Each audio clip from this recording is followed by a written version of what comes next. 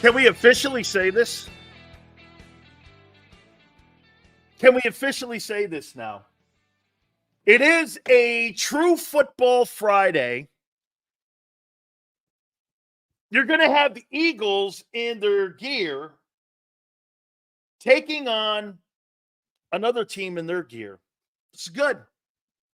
Football's here, man. Full slate of games this weekend, too. It's going to make for some interesting football because a lot of guys are playing their starters. And what will the Eagles do tonight? I guess you show up at the stadium, you find out if you're playing or not. By the way, I want to start the program off by saying, hey, can't thank BetUS enough. Thank you guys so much. BetUS is now part of the Big Sills program. This show is powered by them. So we appreciate those guys being part of the program and part of our network. So BetUS, make sure you check them out too. We got links all over the network for you to go check it out. So we really appreciate you guys stepping in here with us. You know, I got to start the program off first and foremost. Hey, by the way, Paul Domowitz and myself don't see eye to eye on too much. Okay? And he hates me for my politics, your Hall of Fame voter. That aside, I found something we agree on. And I got to tell you, John McMullen, I was a little shocked. The co-host of Birds 365 doesn't think that this man here belongs in the Eagle Hall of Fame. Super Bowl champion, Super Bowl MVP, a Pro Bowler. That's not a couple games. He's a Pro Bowler. Kind of back in the day when the Pro Bowl mattered. 7 touchdowns in a game, all-time record, NFL history, like of all quarterbacks that have ever played the game. 25 consecutive completions, number one all-time. You mean to tell me Nick Foles has completed more consecutive passes than John Elway and Dan Marino? Greatest playoff completion percentage of any quarterback in NFL history. He's 4-2 in the playoffs with a Super Bowl win. And he's 6th all-time in Eagle single-season touchdown tossing history. He's thrown 27 TDs in 2013. That's 6th all-time for a single-season quarterback to throw the most touchdowns. You know, I was just talking to Xander. So what? According to John, by the way, it's a great debate.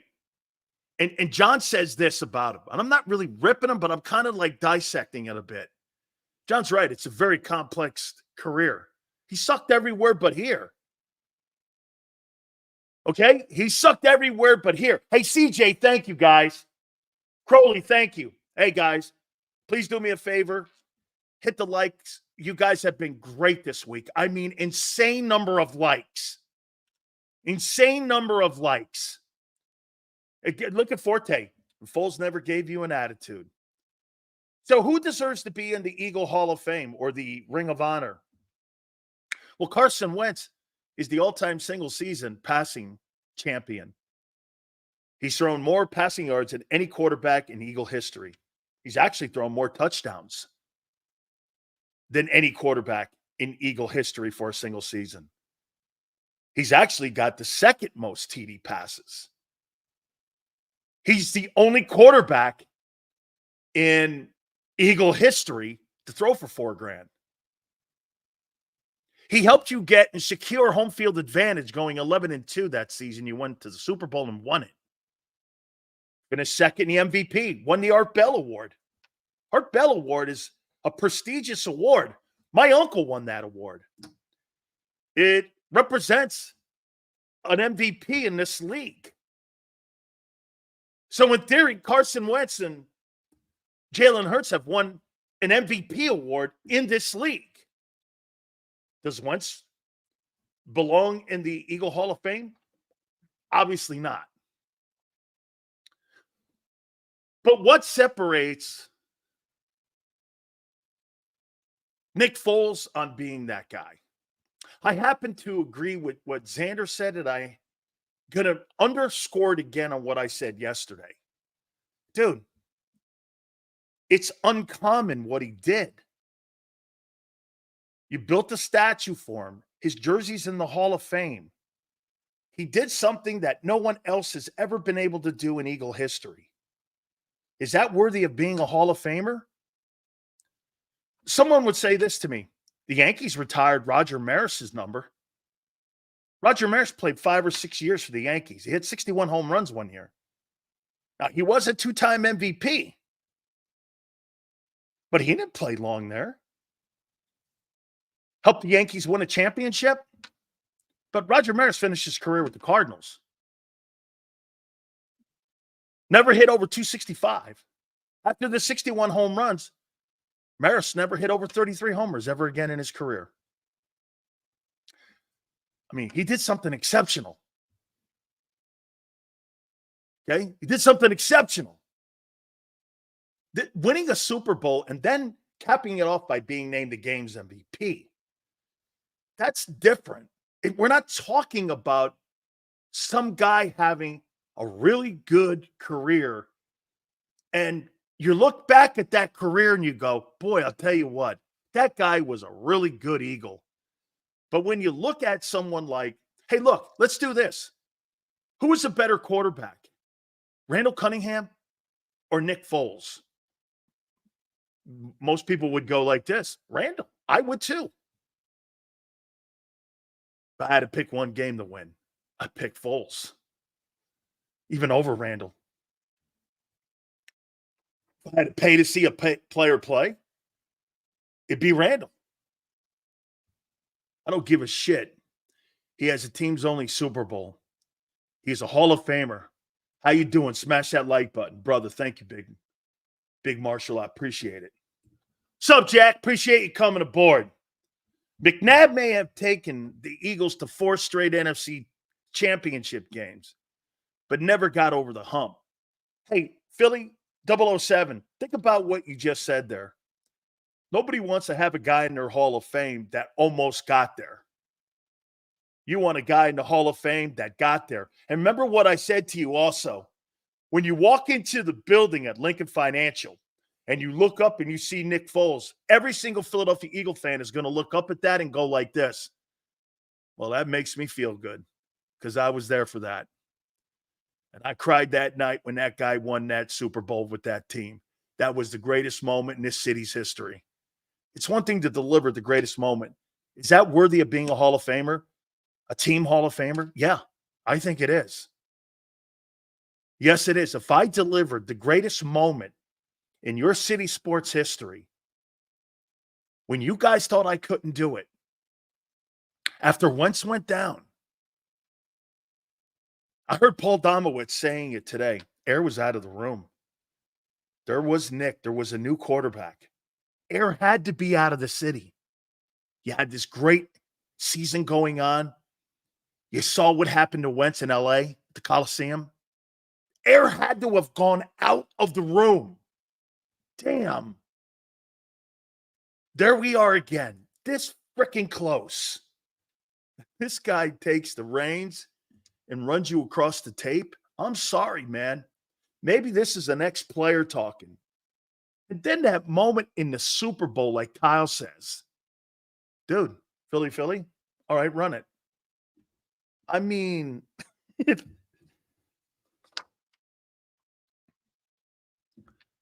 guys, hey, look, man, I'm not sitting here and pretending to be an Eagle fan. But you know what I will do? Give kudos when you have to. Fucking greatest moment in Super Bowl history. I've never seen anything like it. I've never seen anybody play like that. I've never seen that. I've never seen Tom Brady play like that. And I'm talking the stretch of games he had to play. If Alshon Jeffries catches that pass in New Orleans, we went back-to-back Super Bowls. Already beat LA earlier that year. We would have beat New England in a rematch. It's a great take. You're right, probably. Told you that from day one when I came on the air. Jeffries catches that pass in New Orleans. Wentz is moved. You're not getting rid of a guy who wins you 2 Super Bowls in a row. Not happening. But I got to, again, the reason why I'm opening my program with this, dude, come on, man. That's the greatest moment I've ever seen a guy greater than Eli when he went on those crazy runs for those 2 I've never seen a quarterback play like that since Montana. Brady never played that great. I've never seen anything like it. 353, 373. Then he gets the opportunity the following year and he's throwing darts again. I've never seen a guy like that. And then you put him in a regular season game and he farts the room up. You're like, what is that? I've never seen that. Crazy. So I respect what he did a lot, as you could tell. Foles has the most effective and efficient playoff numbers of all time. He does. You could make the argument. Foles and Montana, Brady, are all in the same conversation for Super Bowl. Hey, get this. Would you put Nick Foles in the Super Bowl Hall of Fame? Ask yourself this. Would you put Nick Foles in a Super Bowl Hall of Fame? I would. I'd put him in the Super Bowl Hall of Fame. Isn't that what we talk about here every day? Winning that thing? What are we talking about then? We're just blowing air if we're not talking about performing in that game. As great as Jalen Hurts played in that Super Bowl in Arizona. Sorry, man. He was great in that game. Nothing like that guy. Nothing like that guy. You know why? He won it. Who'd he beat? Brady. What? And Belichick. What? If you were going to put that guy, if there was a Super Bowl Hall of Fame, he might be top 10. I'm trying to think. Greatest performances in Super Bowl history. Montana had one against Denver where he was just insane. The Sims Super Bowl where he had 3 incompleted passes or 4 incompleted passes when he beat Denver would be in that conversation. One of the Brady Super Bowls. You know, I wouldn't put Patrick Mahomes in the only reason I would put Patrick Mahomes in a Super Bowl MVP is because the volume of games he's won. He's really never played great in them. Name me one Super Bowl where you went, you know what? Mahomes was great in this game. He's never been really great in that game. Foles supersedes anything he ever did in any of the games he's played in. He's played in 4 of them, and they've been underwhelming. But again, the volume of wins, of course. Okay? All right? Right? Doug Williams against the Broncos. That's another great one. Okay? That's another great one. So again, I heard them talking about that today, and I was like, and I'm so happy that he's retiring a Philadelphia Eagle. So it's good for you guys. By the way, today we're going to effort. He's doing a broadcast for local television, obviously now. I'm trying to figure out what station that is. Let me get that for you. Kadri Ishmail, part of the broadcast team, and he's obviously Rocket Ishmael's brother. Won a Super Bowl with the Ravens back in the day, and he's part of the broadcast team for the Baltimore Ravens. Ravens and Eagles tonight, obviously. WJZ-TV in Baltimore. And he works for that station, and we will talk to Kadri Ishmael. That'll be at 3:30. We'll effort him. Hopefully we're able to run him down as he gets ready to prep for the game tonight. Xander Krause will join us at 4:30. Philly Godfather will join us also at 5:30. Appreciate it. What up, Akbar, appreciate it, man. Sills, wasn't he a wide receiver in the 2000s Raven team? Kyle, he sure was. He sure was. Prince, appreciate you back in the room here, man. You don't need to minimize Jalen's Super Bowl. Not minimizing anything, dude. You can't ever put anything up when you're in that game. Well, no, I don't have to minimize it, Prince. He lost. There's nothing to minimize. He lost. I played great in a losing effort. What are you, Darius Slay? You don't get credit for playing well in losses. You can't move goalpost. You may not like to hear that. You don't get credit for losing. You don't get credit for that. Well, he played great. Did you lose? Yeah, well, I don't need to diminish it. The loss diminishes it. It's not a diss. He lost. Look at Angel. Relax, Sills. What do you mean relax? Hey, dude, when you're talking about people that played in that game, Marino lost. Is that a diss on him too? Yeah. Does it minimize his game? Yeah. John Elway's 2-3 in Super Bowls. He's a LeBron James of Super Bowls. Does that diminish his record? Yeah. When you start talking about the elite players that have ever played in that game, you're now having a different conversation. There's no feel-good story here. When you start reaching for the upper shelf about guys who are GOATs and guys who have done the greatest things in the history of the sport, sometimes they can become harsh conversations. Not everything's in the same sandbox. We could have lost that game if dude, that's not the point. That's revisionist history about if this happened, if that happened, if this and that and this and this and that. He lost. Foles won. That's it. There's nothing else. The history's been written.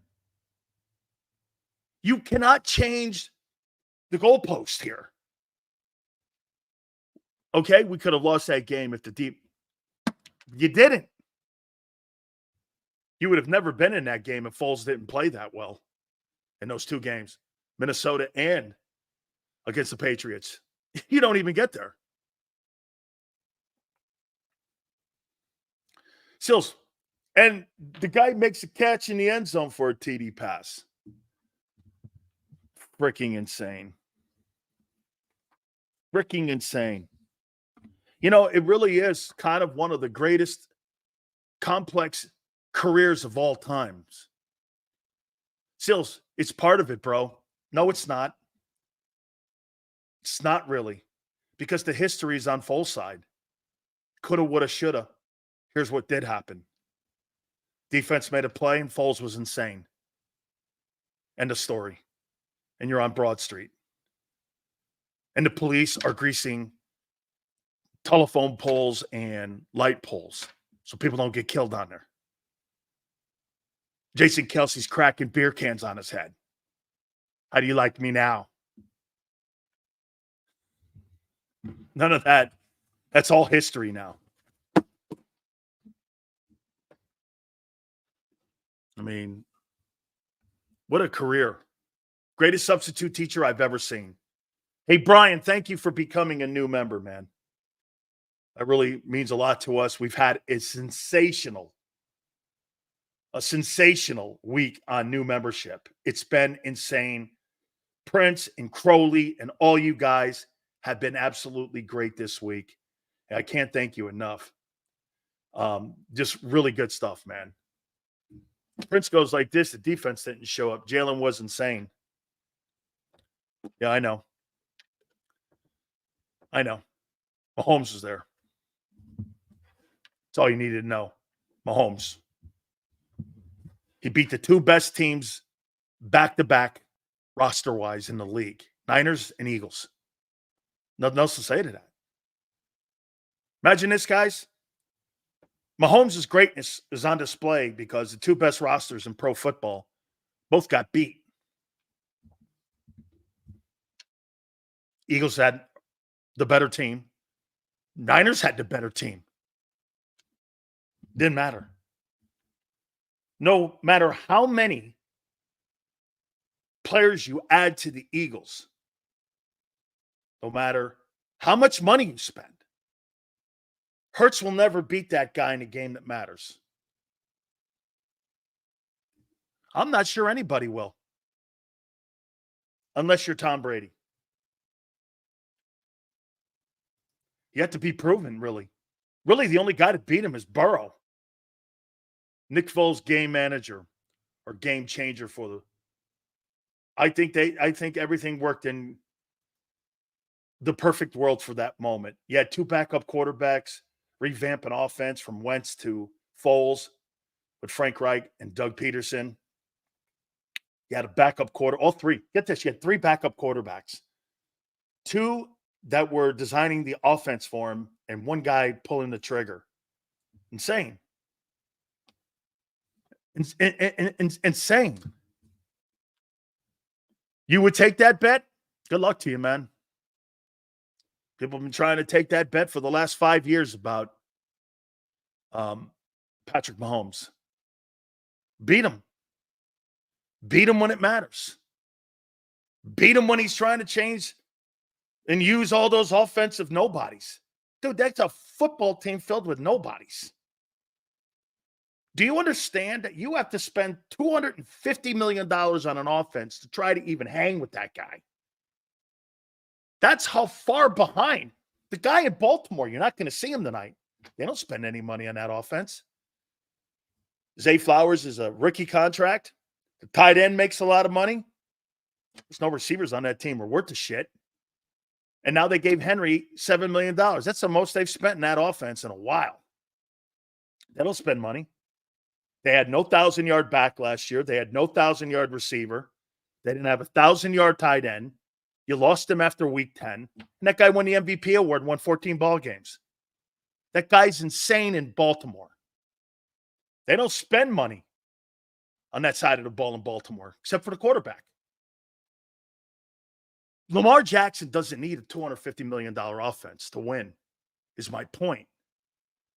And neither does Mahomes. Hurts does. And again, I'm not taking a shot at that because, hey, Eagles putting good talent around him, that's not a bad thing. More teams should do that shit. Seals, to beat Mahomes, you have to completely dominate every other segment of the team. Mahomes has the unique quality that if you leave him any wiggle room, he's going to take you down. Absolutely true. Dude, I've never seen a football player, and this includes Brady, down 21. That's not a safe lead. That's not a safe lead when you're in that room with that guy. Crazy. Crazy how, hey, repeat, I don't believe it. I don't believe it. Okay? I don't. 49ers have a top defense and cannot win a Super Bowl. And a top offense, and neither can you. Lamar hasn't won, so your point is irrelevant, Sills. Lamar's actually in a better division and in a better conference than you. Like, once again, he's not losing to Zach Wilson in the playoff game. He's losing to Mahomes. That's who he's losing to. Lamar chokes. Dude, you guys are insane. Here, let me do this. I was going to get into first and foremost. There's not a chance on the planet anybody that has any brains would ever take Lamar Jackson not over Jalen Hurts to start their football team. Nobody would ever in their million mind would ever say that. If I'm building a football team, I'm starting with him. If I have to pick between the two, it's not close. Is he a better passer than Jalen? No. Is he a better quarterback than Jalen? I don't know. 2 MVPs by the age of 26, won 14 ball games last year. You know, he's got 2 years of winning 14 ball games on his resume in the AFC. You guys go, he's 2-4. Okay. He's got to win to validate that. But Jalen has to win to validate. And to put the thing where, well, he got to a Super Bowl, Sills. Okay, that's the only thing he has. It's the thing, winning a conference title, absolutely. But again, that's a team accomplishment. That is not a Jalen Hurts accomplishment. Winning the most valuable player award is a player accomplishment. Steve goes, I'd take Jalen over Lamar. You're out of your mind. You are out of your fucking mind. He has a higher win percentage than him. He's won 2 most valuable player awards with lesser talent. You're out of your minds. You know, first it's Josh Allen. Now it's Lamar Jackson, the reigning 2-time MVP of the league. You would take, my God, have at least some balance in your brains. My God.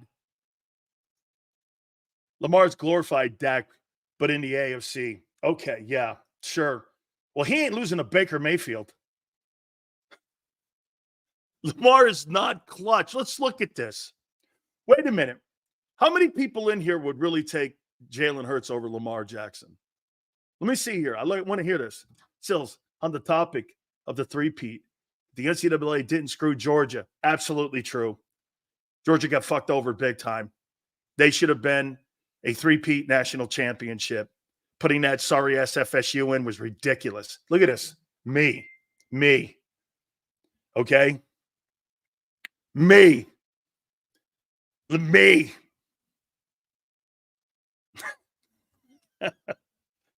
So wait a minute. You actually think Jalen Hurts can win 14 ball games without A.J. Brown, Devontae Smith, without Saquon Barkley?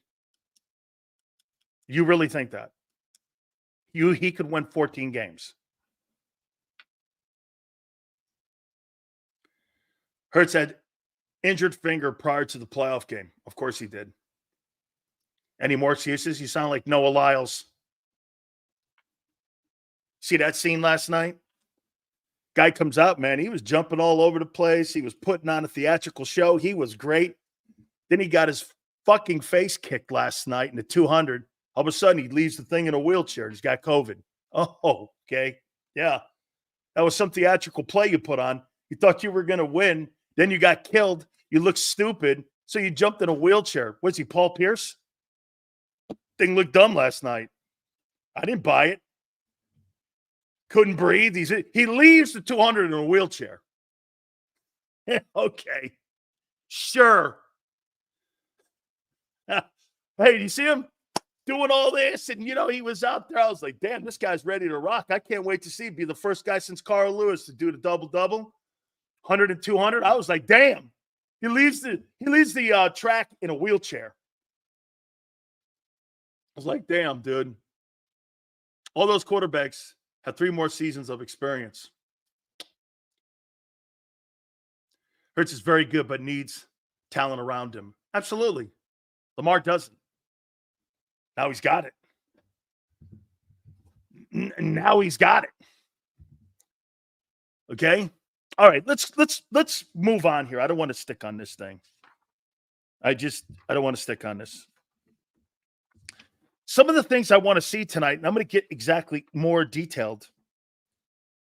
And what Big Sills is looking for, what are you guys looking for tonight? Okay? Sills will always pick the other quarterback over Jalen. Yeah, when he's the MVP, and he's won 2 of them. Yeah. Who else would I pick? Burrow? Allen? Mahomes? Who else? Stroud? Love? Who else? Might be it. You can have the rest of them. You can have the rest of them. He and Dak are right there. Even the players say 15, 16. Both of them are kind of even. If you want one or the other, go ahead. I mean, go ahead. Any one of those other players, you guys can have them. Still's an anti-Jalen fan. No. I've only seen him play well 1 year. He's not a consistent winner. Or no, I shouldn't say that. He's not a consistent performer. Not yet. I'm not saying anything that's not true. I think he's going to have a really good year this year. I think all the things that he's doing to have a good year, he's doing them. Why don't you like about Hurts' style? That style is not going to win Super Bowls. And it's not going to be consistent every year. I think that's some of the things that Lamar Jackson fights. If Jalen Hurts and Lamar Jackson need their wheels to win Super Bowls, those other guys don't. It's a passing league. It's not a dual threat league. It's a passing league. Hip drop tackle out. They're not doing that because they want to see guys running. They're not de-emphasizing. Get this. They're not de-emphasizing the running back position because they want to make it a running league. They want this thing to be a passing league. The dual threat quarterback is not, it's anti-NFL, actually. The rules don't help Jalen. The rules help the drop back guy. You don't even build a team to the modern day NFL. That's the problem we have with that style. You're taking Stroud over Hurts because of 1 year. Well, Jalen had 1 year, and I'm taking the better year. Yeah. Yeah. Threw for $4,000, 28 touchdowns in his first season, resurrected the Houston Texans. He's better in the pocket, has a better arm, stronger arm. Now you've added Stephon Diggs on the other side of Nico Collins, plus their O-line with Jeremy Tunsil. It's a pretty good-looking football team down there. Nick Caserio's done a nice job. Okay? All right. What do you guys want to see tonight in tonight's exhibition game? What do you want to see tonight? John Harbaugh is going to coach this game. In my opinion, he's going to coach this game to win. I don't know how many of his starting guys are going to be in, but he's going to coach this game, obviously, to win. That's what they do in Baltimore. I got to say this, man. One of the most endearing things that you can ever hear John Harbaugh do is talk about his time in Philly. He's revered in Philadelphia. It's still to this day as one of Andy Reid's greatest assistant coaches. You should hear what he says when he was at his press conference the other day and talking about his time in Philadelphia and what it meant to him. Okay? Sills, I was listening to Mike Lombardi. I heard it too. Sills, I was listening to Mike Lombardi. He shed some light that Jalen wanted the RPO out because he wanted to prove that he can be a better at passing. Just food for thought. Well, it turned out not to be good then. Sills, how much do you think the stability at Lamar's coaching staff has helped his development? A lot. The organization has embraced Lamar's unique skills while Philly is trying to change Hurts. But they try changing Hurts on a constant basis due to one thing: constant revolving door of coordinators. Did you get Bald Eagle's $5 super chat? Yes, I did. I did get that. Yes. Thank you, Bald Eagle. We debate here. Okay? Bald Eagle, you take Hurts. I would take Lamar. Okay? No harm, no foul. I'll take the two-time MVP, and you take Jalen. Not a problem. I'm going to win a lot of games with that kid. And you're going to win a lot of games too. I don't think both those guys are going to win the game with that style. Now, adding Derrick Henry changes that dynamic in Baltimore a lot. Look, Derrick Henry is going to bring more to that Baltimore Raven offense than what Barkley's going to bring to the Eagle offense. Jalen better year resulting in his Super Bowl appearance, or Jalen's better year resulting in his appearance in the Super Bowl. Stroud was great, but he lost in the playoff seals. Come on. Hey, man. Once again, you're talking about it. Who did Stroud lose to? Just to be sure. Did Stroud lose to Cleveland? Who'd they lose to in the playoffs? I forget. Who'd the Texans lose to? What team did they lose to? Sills, would you take Stroud over Purdy? Absolutely. I don't believe Brock Purdy can win without all that talent. I would take Stroud over Purdy any day. Absolutely. Okay, so wait a minute. Crowley, is that right? The Ravens beat the Texans? So the MVP beat Stroud. Okay, sounds right. And by the way, let's not forget, Baltimore destroyed the Niners. Destroyed them. Lamar destroyed that team last year. Niner all day, am I right? Or am I wrong on that one? That Baltimore destroyed you guys. Right? They destroyed the San Francisco 49ers. Right? Okay. Once again, that guy can't throw 37 attempts. He can't throw 37 times in an AFC championship game against Patrick Mahomes. I'm not taking Brock Purdy over Lamar or over CJ Stroud. Not happening. Not happening. Brock Purdy, I don't believe it. I don't think that guy can win without all that gear he has in his huddle. I do not believe that. You know what's funny? You guys give so much credence to Jalen going to the Super Bowl, but you give no credence to Purdy going to the Super Bowl. Doing pretty much the same thing, just different observations on how they get it done. Why? Why is his Super Bowl appearance more valuable than Brock Purdy's Super Bowl appearance? And then the fact that he killed you at your own barn to get to the Super Bowl. How does that not play a factor? Well, Jalen got to a Super Bowl and resulted in a conference title. So did Brock Purdy. He's been to 2 conference championship games 2 years in a row. That's nothing. Okay. I mean, and by the way, I'm more impressed with Brock Purdy every day. I totally am. This is going to be a tell-all year for both Brock Purdy and Jalen, Aaron Rodgers, Josh Allen, Russell Wilson. There's so much to learn this year about the quarterbacks, especially the ones that have moved.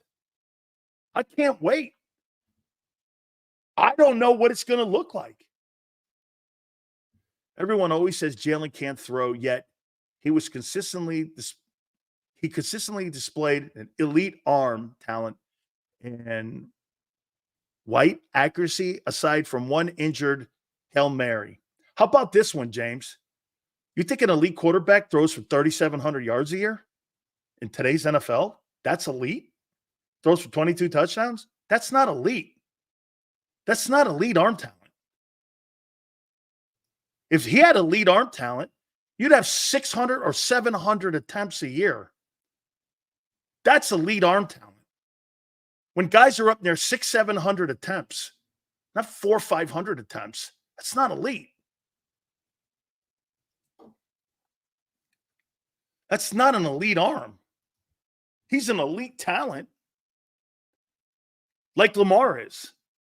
Dude, there's a different toolbox we're talking here. It's not shade. Jalen's toolbox with Lamar's toolbox are completely different than Joe Burrow's. And I don't know. Mahomes has his own. Don't get bent over the optics of it. Just because I like one style better than the other. It's like apple pie and cherry pie. Don't get bent. And don't get upset because I pick a different way than you do. You shouldn't be upset by that. You're upset because I don't want to date your chick. Well, I like this style, big hands and nice asses. That's what I am, okay? And tall. Well, I don't know what I'm with. I got a 5'3" old lady.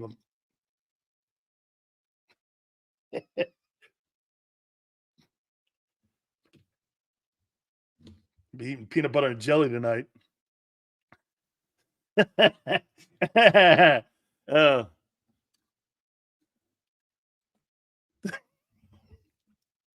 Look at you guys getting me in trouble. Jesus Christ. Please hit the like. Look at me, guy. You got me in trouble already. You like big hands.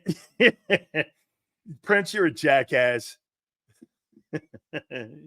You mean you like big hands, you mean, Stills. Thank you. Big hands. Big hands. Thank you. Thank you, Prince. Thank you. Thank you. Thank you. You like, yeah, okay. Sorry, Aunt, Aunt Betty, who watches every day faithfully. Sorry, Aunt Betty. Truthfully so. Thank you very much, Twiz. I appreciate that. I'll need that later. Shit. Come on, man. Come on. Stop doing this. Why are you dragging me into this stupid conversation here? Hey, like, watch this. I'm going to pull a Jalen Hurts on you guys. How's that relevant to right now getting prepared for tonight? Come on, man. I don't even know how we got here. Okay? I don't even know how we got here. So what do you want to see tonight? By the way, please hit the like button. You're in the doghouse, Sills. Soon. Hey, Big Sills, you think Nakobe's out on the field for at least an entire quarter? Not a couple series, but an actual quarter. He needs it desperately. He really needs to play the whole half. Tats. We're going to get into all of this. Seals, how long before Trent Williams retires? Man, I got to think he's looking around like Lane's time, 2-3 years, something in there. Okay, something like that. All right, somewhere there. So let's go. Here's what I'm going to look at because I want to get it started tonight. How many of the offensive football players are going to actually play on that side of the ball? And how many of the starters are going to actually play on the defensive side of the ball tonight? That'll be, this is an overview. Then we're going to go knee deep into what I want to look at with some of the players, okay? Hey, there is a real battle going on with Mekhi Becton and Tyler Steen. But here's my problem with it. I'll get more into it, but it's a real battle there. So I think both guys are going to play extensively. Personally, I think Tyler Steen needs a big night tonight. Is there really a backup quarterback? Should we care about that? Here's my problem with Tanner McKee. Why is Tanner McKee on the roster again? I get Kenny Pickett. He's kind of an athlete. And if you watch him, he's kind of more athletic than you really think he is. And you kind of get it because, you got an athletic quarterback now that's QB1. What's Tanner McKee? This guy's just a drop back quarterback, and he is completely different than any style of player of a quarterback that you have. That if Hurts got hurt, he's not going in. Why is he even on the roster? It just doesn't fit. RTF. I'm not saying he's not good, but he doesn't fit what they're doing. I mean, if Hurts goes down, it would be like watching Gardner Minshew run an RPO like Shane Steichen had him doing. It looked dumb against New Orleans. It didn't make sense. By the way, I'm not saying McKee's not good. It's just he really doesn't fit what they're doing. You would have to almost change the entire offense. Say you lost Kenny Pickett too, to just a pure drop back. I mean, is that something? And why is he on the team? He's good? Okay. All right. It just doesn't seem, if there's a catastrophic injury with your first and second guy, that you would like, here, get this. If Jalen gets hurt, Tanner McKee's not going in. They're going to put Kenny Pickett in. And it's really not close. Shit, the guy Will Grier actually matches the first and second team guys more than the third team guy. Just doesn't kind of, I mean, I guess so. Hey, by the way, I want all the wide receiver guys after Devontae Smith and Jalen, or after Devontae Smith and A.J. Brown, you got a collection of what? Do we know? Who are these guys? You keep hearing people talk about how good they are and their catch radius and how tall people are. Okay, are they good? You got like a crew of nobodies. Let's see them play. Isaiah Rodgers, Keely Ringo, Quinyon Mitchell. I'd like to see these guys get out there and play. Okay, let's see what the rotation kind of looks like. Guys, please hit the like button. All right. So now I'm going to get more in detail. And I'm going to start with that right guard position with Tyler Steen. Dude, I think that guy needs to have a big game tonight. Or he's out. And he's going to be the backup guy. Okay? He's going to be the backup dude. Looking for young Trotter to look like an NFL linebacker. Did you know he still lives at home? Can you imagine the coaching he's gotten over the years and still is getting from his dad? Baby Axeman. That's what I said to Muggsy yesterday. Thank you for the super chat, brother. Hey, can you imagine going home? Or how about this one, Muggsy? You imagine you're at Clemson and your dad's on a Zoom call with you and he puts the game film in and all of a sudden Trotter Sr. is breaking down your game against Miami or FSU, and you're breaking that shit down, and your father's telling you about false steps. You're talking about drops.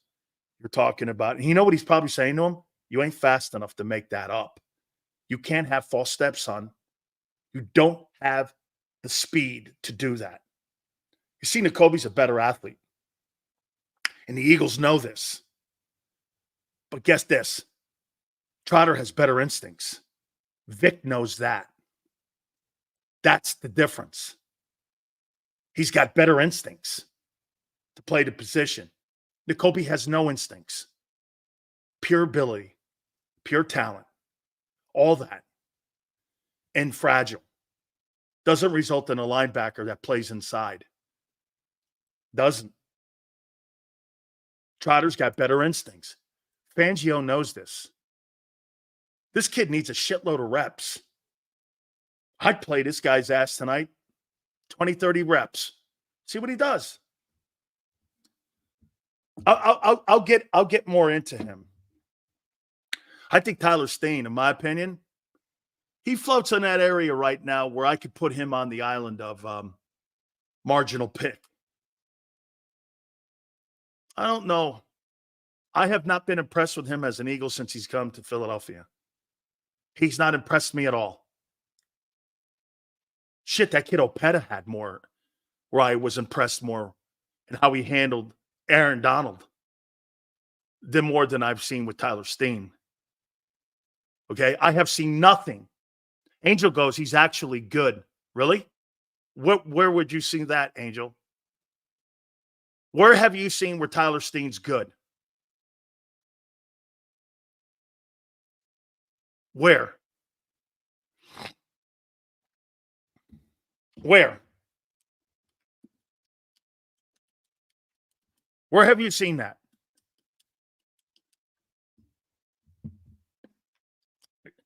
Let me get to Becton. The question will be here organizationally. Okay?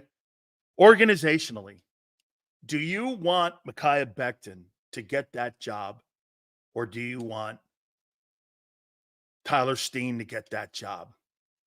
And here's the problem you have. Howie wants Tyler Steen to get that job. Why? Rookie contract. Becton's going to cost a mint.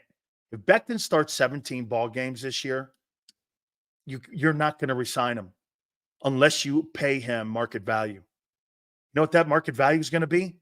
$20 million. $20 million. But then the Eagles can come to you and say, he's the heir apparent to Lane, and we're going to slide him out to Lane. How he can work his magic with the contract, low base, give him a bag of money. Not worried about that, but you're going to have to pay him. I'm not saying you can't make it happen. I'm saying, will they want to make it happen? Okay. Do they want to go here? Because watch this. Mulata, $25 million. Landon, $20 million. You're going to have a kid, Cam Jurgens, coming up the following year. And what you're going to try to do with him and extending him if he has a Pro Bowl year this year? What, you're going to pay another guy $20 million on the right side? And then you're going to pay your tackle $25 million. So you're telling me you're going to spend in excess of almost $100 million on 5 guys. That's a lot of cash. I've never seen anything like that. You had to let Isaac Seumalo go because you didn't want to pay him the $18 million that the Steelers gave him. Seumalo's not on the team because Howie said, I don't want to pay 18. I'm going to draft Steen. Do you understand that if Steen doesn't work out, the Seumalo decision was wrong to let him roll for a rookie? Howie loses that. Then you lose the equity of the money because you're going to have to pay Becton that money. See the economics? Look, you always have to go back to the economics when you're trying to build a team. So the reason that, get this, you know why Nick Sirianni's not going to commit on the right guard position? Because the organization is still trying to figure it out. Do we pay him? Becton. Dude, Tyler Steen has missed time. How is he even in the conversation to be a starter? Only reason? Money. Draft status. Home cooking. Rookie deal. They're going to give him every opportunity to start over Mekhi Becton. Mekhi Becton may be the better player and the right pick, but there's economics to this. Think about it. $25 million for Mulata, $20 million Landon. The center probably makes $3 million. You're going to pay Becton $20 million? Then you got to pay $25. Shit, there's $45 million. There's another $45. You're going to pay $95 million for 5 guys?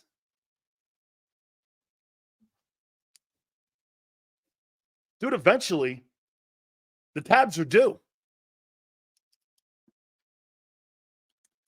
Best players play. That's not always the case. Why is Dean still on the roster? The organization is hoping for Tyler Steen to win this job. It helps them economically. And it keeps Becton's salary down. But if Steen works out, Becton's gone. Unless he gives you a home cooking deal. And the Eagles say he's our heir apparent to Lane. They could do that. I think they're still trying to figure this out. I think tonight you're going to see a lot of those 2 guys playing. Okay? Jones says money is going to destroy the Eagles. You know, I would say that would be true, Joan. But I'm going to say this. I don't know. They do a really good job at figuring that out, the money. And the owner's willing to give you a bag of money. Okay? I don't know if that's the case. Twisco, stop worrying about the cap. Why? Roseman does.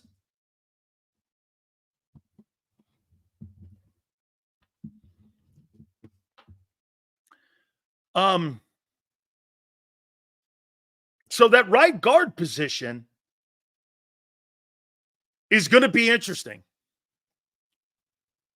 If Howie could draft like he dictates contracts, we'd have another Super Bowl.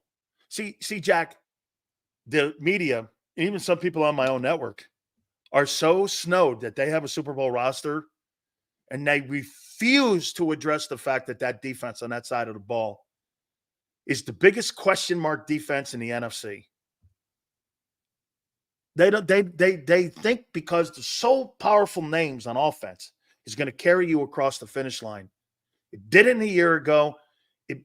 Again, and you're even more inexperienced this year at critical positions, and you're older at the corners with Slay.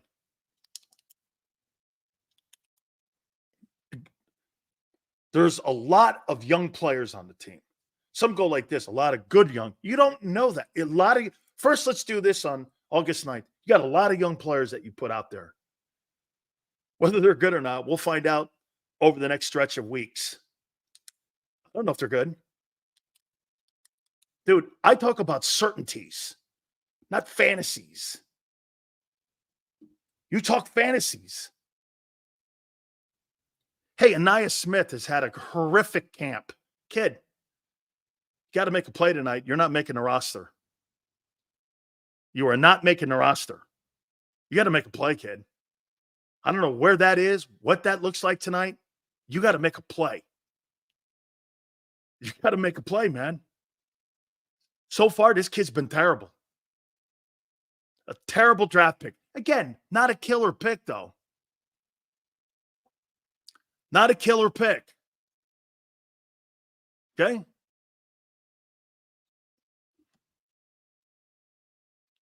Seals, we can only hope one of them has the potential to become Trent McDuffie. Yes. Now, remember something, Kyle. When I said the Eagles should draft McDuffie, that was speculation that I thought he'd turn out to be a great player because he looked like he had the intangibles on what I look for to play corner. Okay? Now, I did agree with some of you when you said little undersized because he's not the tallest dude. But that was the guy 2 years ago, whatever it was, that I wanted you to take. I think when you had like a bunch of first-round picks, I wanted you to take him. You guys hated it. And the kid Lloyd down in Jacksonville was down there.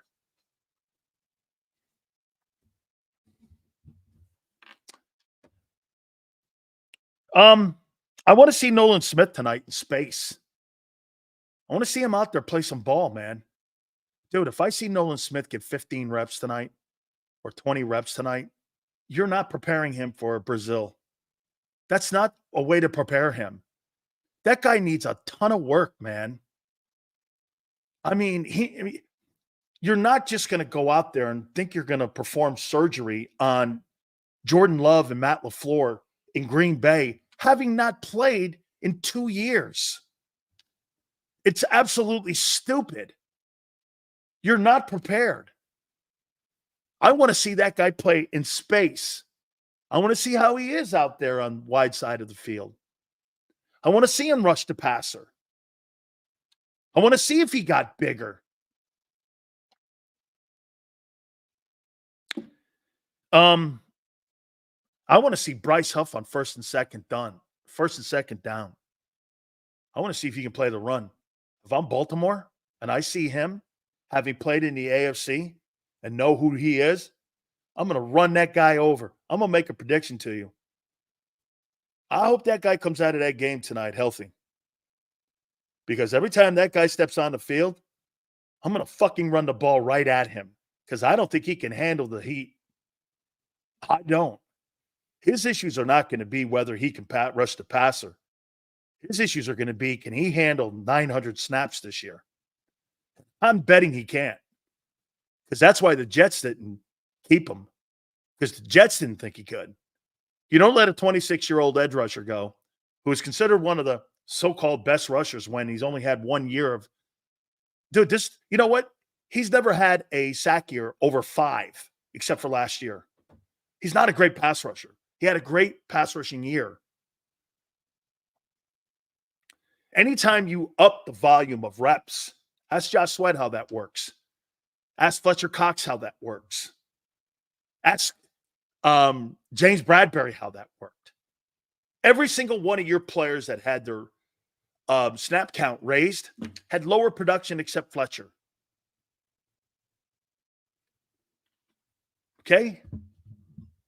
I want to see Bryce Huff tonight. I want to see him do two things. Cover, play the run. You know all that shit that people have been talking about? And Vic especially? Vic Fangio? Well, it's a work in progress. August 9th, it's a work in progress. Your 6th year in the league? That's not really a good sign. Okay? That's not something I want to hear. I'd like to see Kenny Pickett tonight. I want to see Kenny Pickett. I want to see what he can do. You know, he really didn't have that Matt Canada guy. Did not do him any solids when he was in Pittsburgh as his offensive coordinator. George Pickens was bitching. They didn't really even know if they were going to keep Najee Harris. And I always said, how do you not keep a guy who's got 4 straight years of $1,000? How stupid is that? What is that conversation?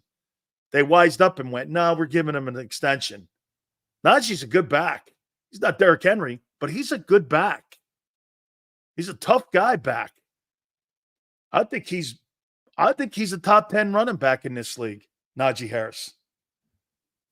And that's pretty much the only weapon that they had. So I want to see Pickett in the pocket. Oh, my God. Can you imagine if he plays well tonight? What people will go and say? You know what I'll say? If Kenny Pickett plays great tonight, you know what I'll say?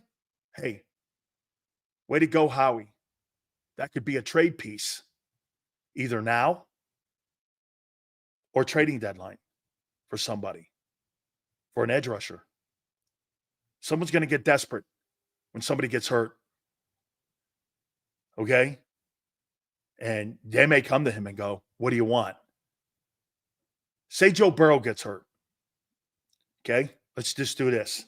Say Burrow gets hurt. Pickett plays his ass off in the exhibition season. This has nothing to do with Jalen Hurts. Jalen Hurts' job is not in jeopardy whatsoever anyway, and I'm not even going down that road for another 2 years, 3 years. That's not what this is. Jalen's irrelevant. Duke Tobin calls and says, hey, what do you want for Kenny Pickett? You go like this. I'll take Hendrickson. Got to give me something else. Okay. I'll see you later. Nah. No, they got that guy, Jake Browning, who they gave a contract extension to. So that may be a poor example, but it could come down to something like that. What if the Bears lose Caleb Williams? He's playing this weekend. Okay, what you know? So you hope Kenny Pickett plays great tonight. I want him to play great because that elevates the value and the market value of Kenny Pickett. See, what I would want to do with both Tyler McKee and with Kenny Pickett, I want to increase their trade value. Tonight's a trade value game for those two guys. They're auditioning for 31 other teams. Somebody's going to call. Some quarterback is going to get hurt tonight or this weekend or next weekend in the preseason. Someone's going to go down like Aaron Rodgers. Not wishing it. It just happens. It just happens. I mean, it's the war of attrition in the league.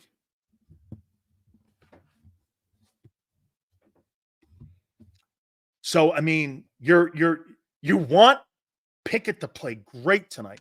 And then I know people are going to go, Sills will be out here on Monday screaming for Pickett to be. That is remotely not even a realistic conversation.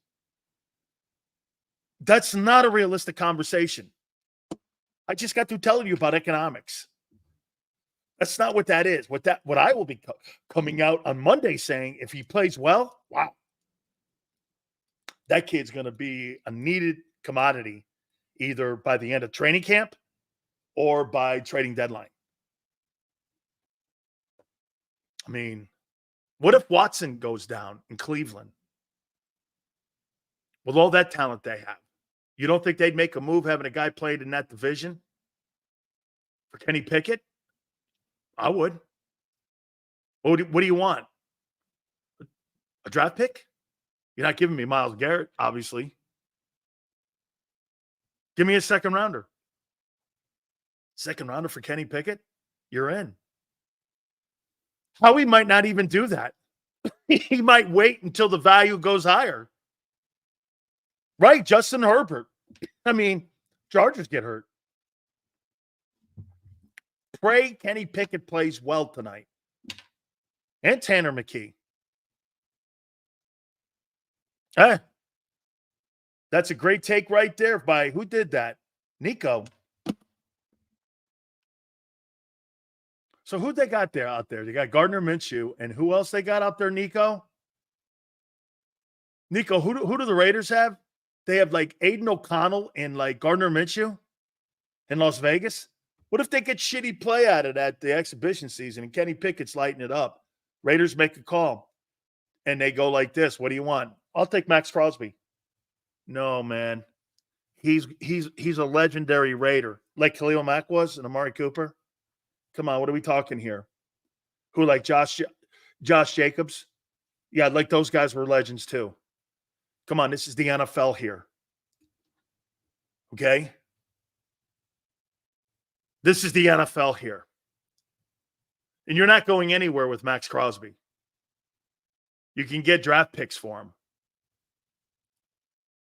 I mean, the Eagles would probably have to give up another pick for Crosby. It'd be him in a 5. Pickett in a 5 for Max Crosby. Something like that. Remember something. Max Crosby's a really good player, but Brian Burns only got a 2 and a 5, and they're kind of in the same room. Shit, last year, the Rams offered 2 1s for him. In consecutive years, Carolina wanted him in the same year. Well, Rams didn't have that equity.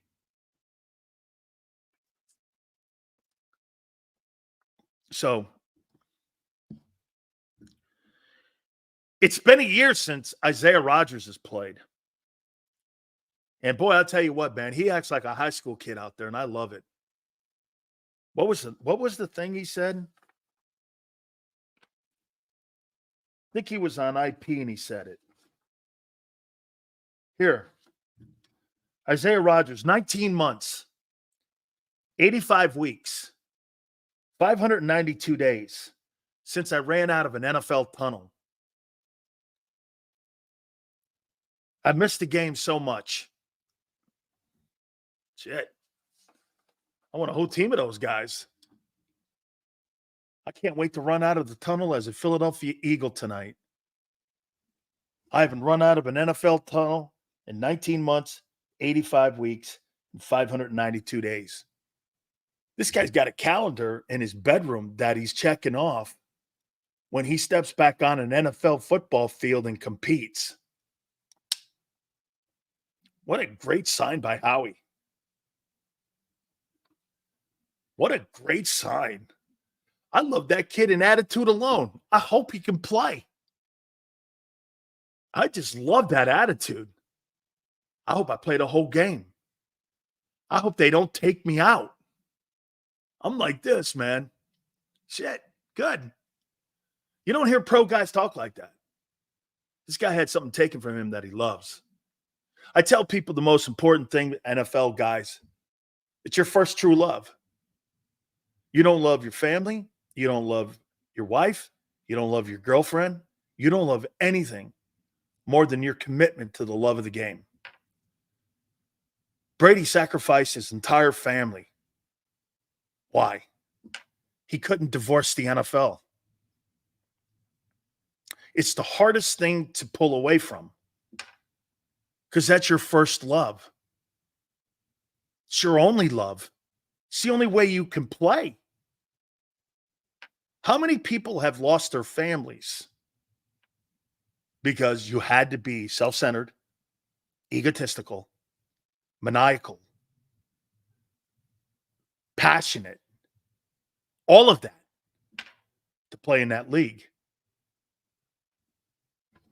You have to. Brady is the quintessential. He is the example of that. He's the poster child for that. Brady sacrificed his family.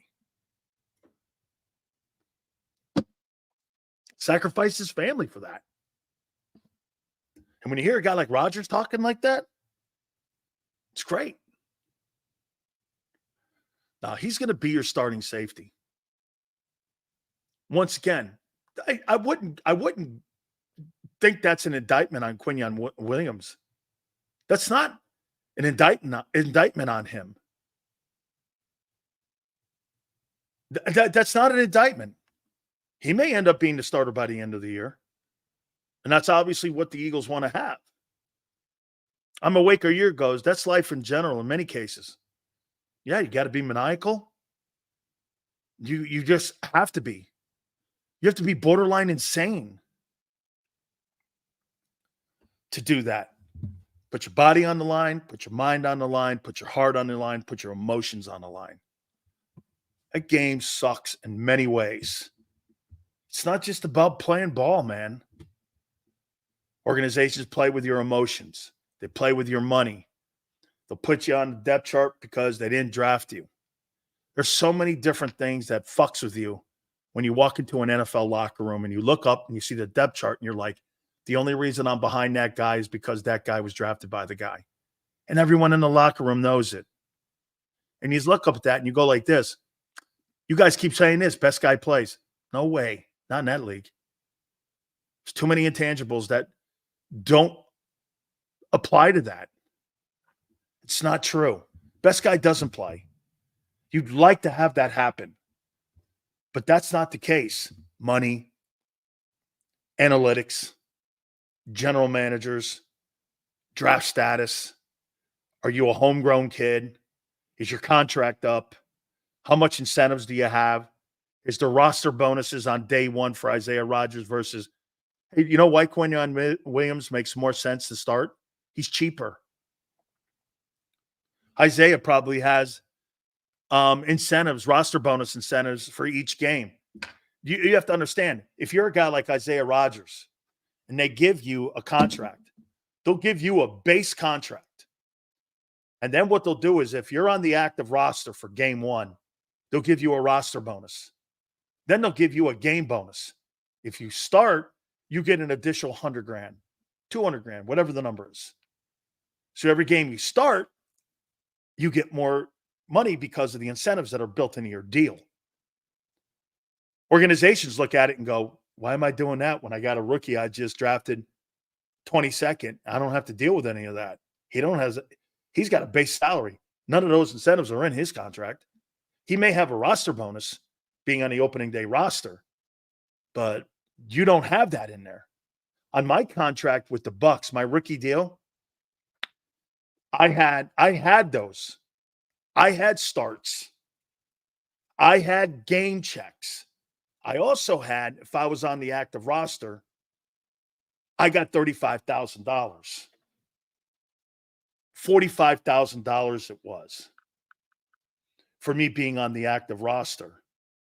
So, I mean, I want to show you, I'll show you something here that I got from the Bucks. And again, this goes into tonight on who's going to play and who's not. I just want to tell you guys a little bit about the politics of this.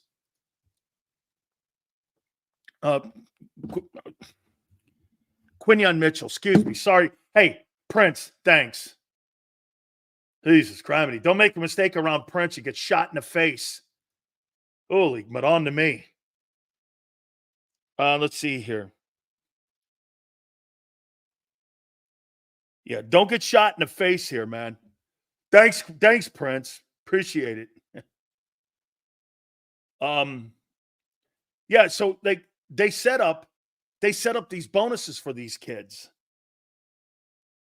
And that's why having Isaiah Rodgers start is something that's not really what the Buccaneers are trying to accomplish tonight. Okay, here.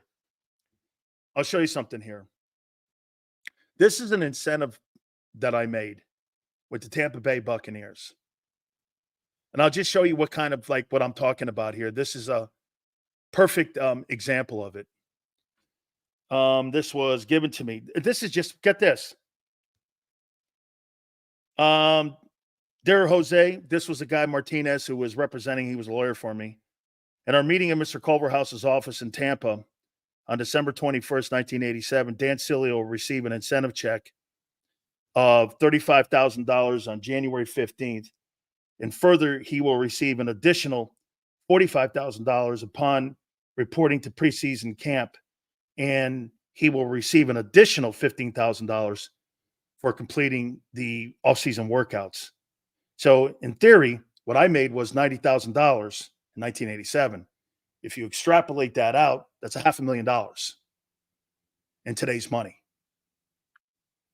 Those are just small incentives, and it was just me working out. I was given $500,000 just to work out. So that's what these guys have that are based in these contracts. And Howie looks at that. Why am I paying Isaiah Rodgers that money when I got Quinyon Mitchell here? Why would I do that? Okay? Why in the world would I do that? They want Mitchell to start, for sure. Sills, the lost year cost Isaiah Rodgers a vested year in his pension. Absolutely. That is even more critical, that you lost that year. People don't understand, Bob, what that means. Players don't get their they don't get their vested time unless you're on the active roster. I was in the National Football League for 2 years with the Bucks, one active with the last four. No, not active with the Cowboys. And I was active with I was not active with the Lions, but I was on their teams.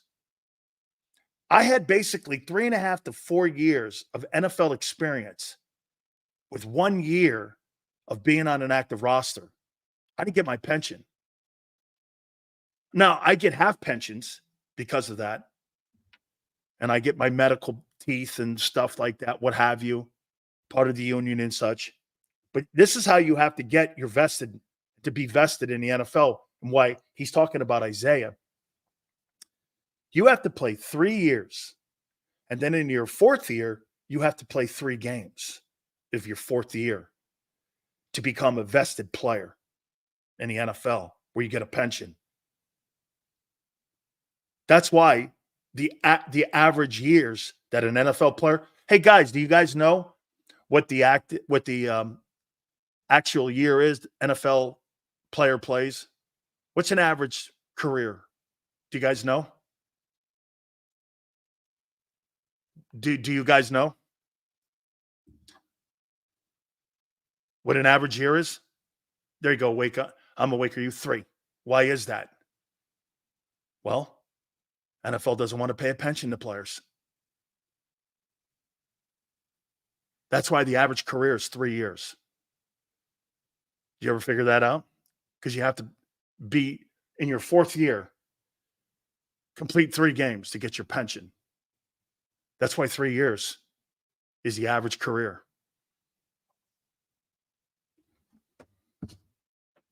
NFL doesn't want to pay pensions.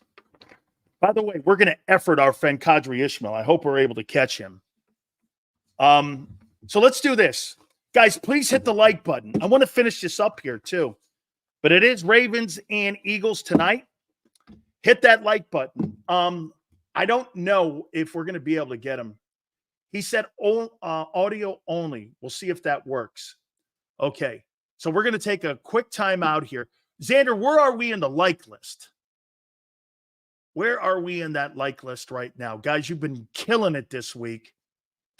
118, is that right? 118 likes so far. We're an hour and a half in. That's pretty good stuff. Let's see if we could try to get to 250 again. You guys are absolutely killing it. Hit that like button. Keep it here. Hopefully we're able to catch up with Kadri Ishmael, get his thoughts on tonight's game. 120? Very good. Hit the like button. Keep it here, National Football Show. Michael Vick at BetUS.com. Catch an incredible 125% sign-up bonus on your first 3 deposits, plus 10% gambler's insurance. BetUS, my online sportsbook and casino.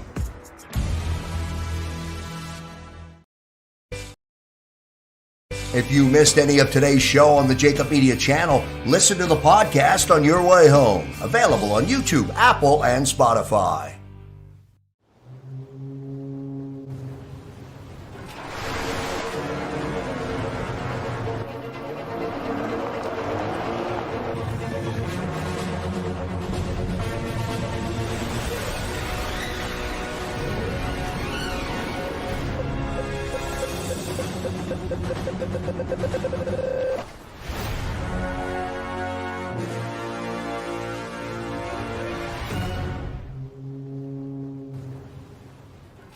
Heading down the shore, have a ball once more. Here, imaginations run wild and time stands still. Because here, you can find the best of the Jersey Shore, all on one 5-mile island. So leave the old you behind and get lost in the woods. Wild, wild, wildwood day. Plan your stay in the Wildwoods today. They're carving them up and good play calling along the way. First and goal at the 6.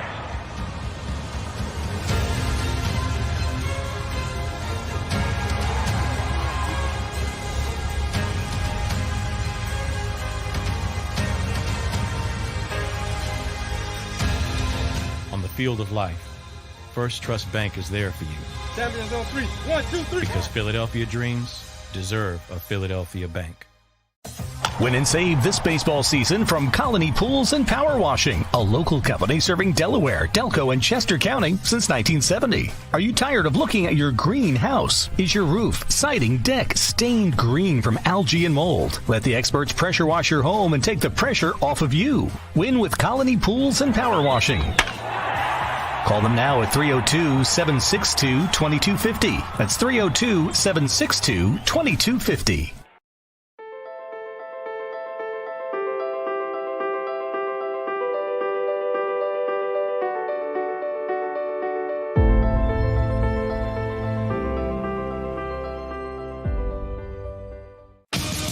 The greatest fans on earth. It's a bold statement, but would you expect anything less from Philadelphia? 58 years of heartache creates a toughness, a grit, a resolve not found in most. Sure, our prayers were answered, but now that we've had a taste, we're looking for more. Pondley Hockey, official partner of the Philadelphia Eagles. EAGLES, Eagles.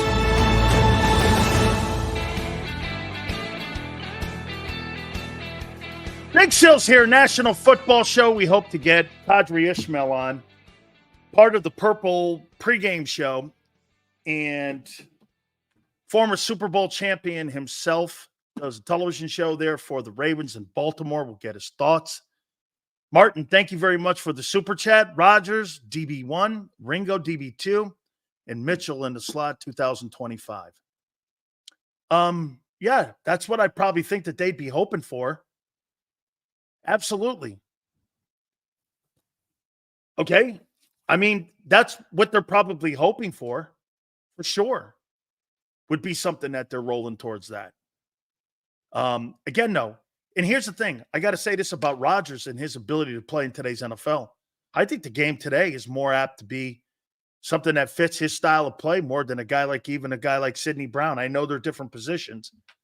You think Sidney Brown's going to play in an NFL that doesn't want physicality in the secondary? They don't want Cam Chancellors any longer with big hits in the secondary. So when you guys say that Sidney Brown's a big hitter, that's not a good thing any longer. The NFL doesn't want big hitters in the league. They don't want that. They want tacklers. They want guys to be able to get on the ground. They're looking for numbers, prop bets, shit like that. They're not looking for knockout artists any longer. The Vontaze Burks of the past are gone. They don't want those guys any longer. That's why this containing cover defense, that Vic, this 2 deep stuff, that's a modern trend of today's NFL. I mean, they're not looking for physicality in the secondary. They want, do you really think the NFL wants top flight wide receivers and top flight quarterbacks out of the game so they have a Super Bowl of backups? No way. They dropped the hip drop tackle out of the arsenal for players for a reason. They don't want to have injured wide receivers. They don't want to have injured quarterbacks. I mean, Joe Burrow last year and Aaron Rodgers getting hurt was an absolute disaster for the league. Those two teams even matched up last year. They even matched up. And guess what? It was a game of backups. Nobody wants that stuff. I mean, they don't want to go down that lane. So when you guys are going, well, I can't wait for Sidney Brown to get back. Well, Sidney Brown's going to have to revamp his game because the NFL is not going towards being a physical secondary. Forte goes, they didn't ban big hits yet. Really? I say they have.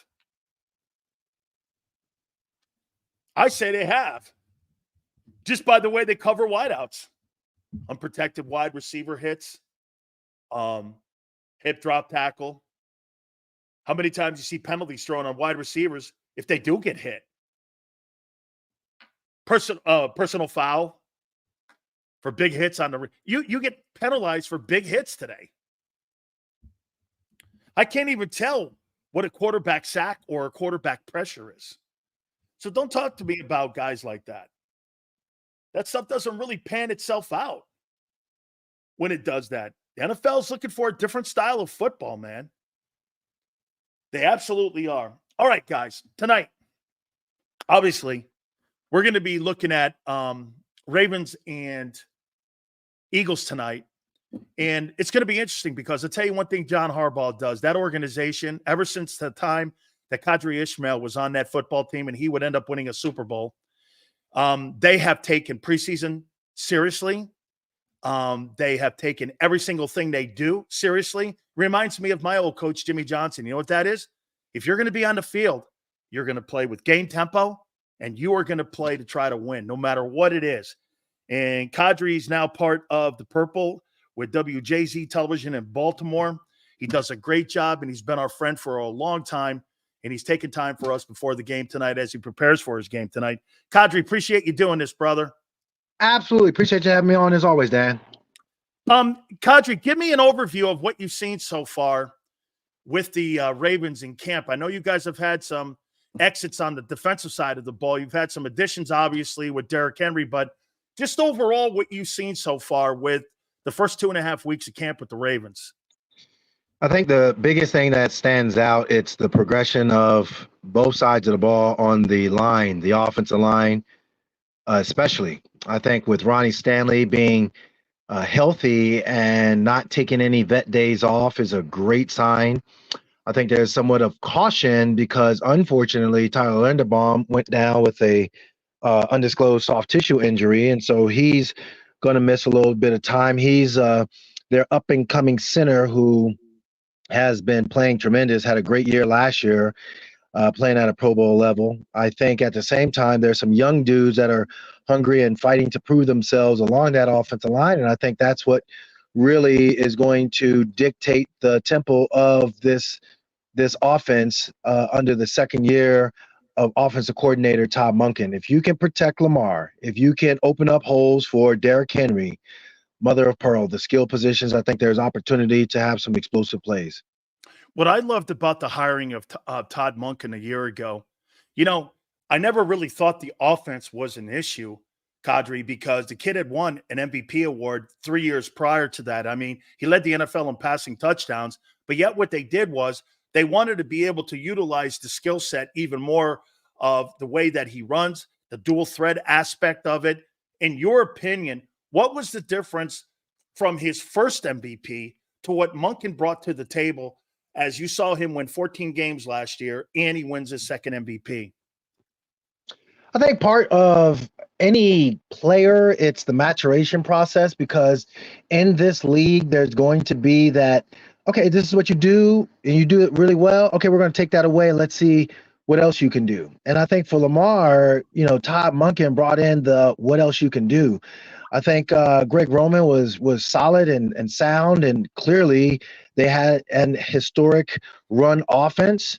But at the same time, what is the next progression? I think last year we saw that under Todd Monken's offense, that Lamar Jackson really is a complete quarterback, a true dual threat quarterback that in the big moments he doesn't flinch. And I think in the regular season we've seen how he's been able to just manhandle teams, whether it be in the NFC or even the AFC. I know the NFC, they got one loss, and that's against former defensive coordinator Wink Martindale, who is now up in Michigan, but he was the defensive coordinator for the Giants. But I just think that he has taken command of the offense and realized that if I can own it, then basically there's no defense that is out there that can stop me, and hence why he was last year's MVP.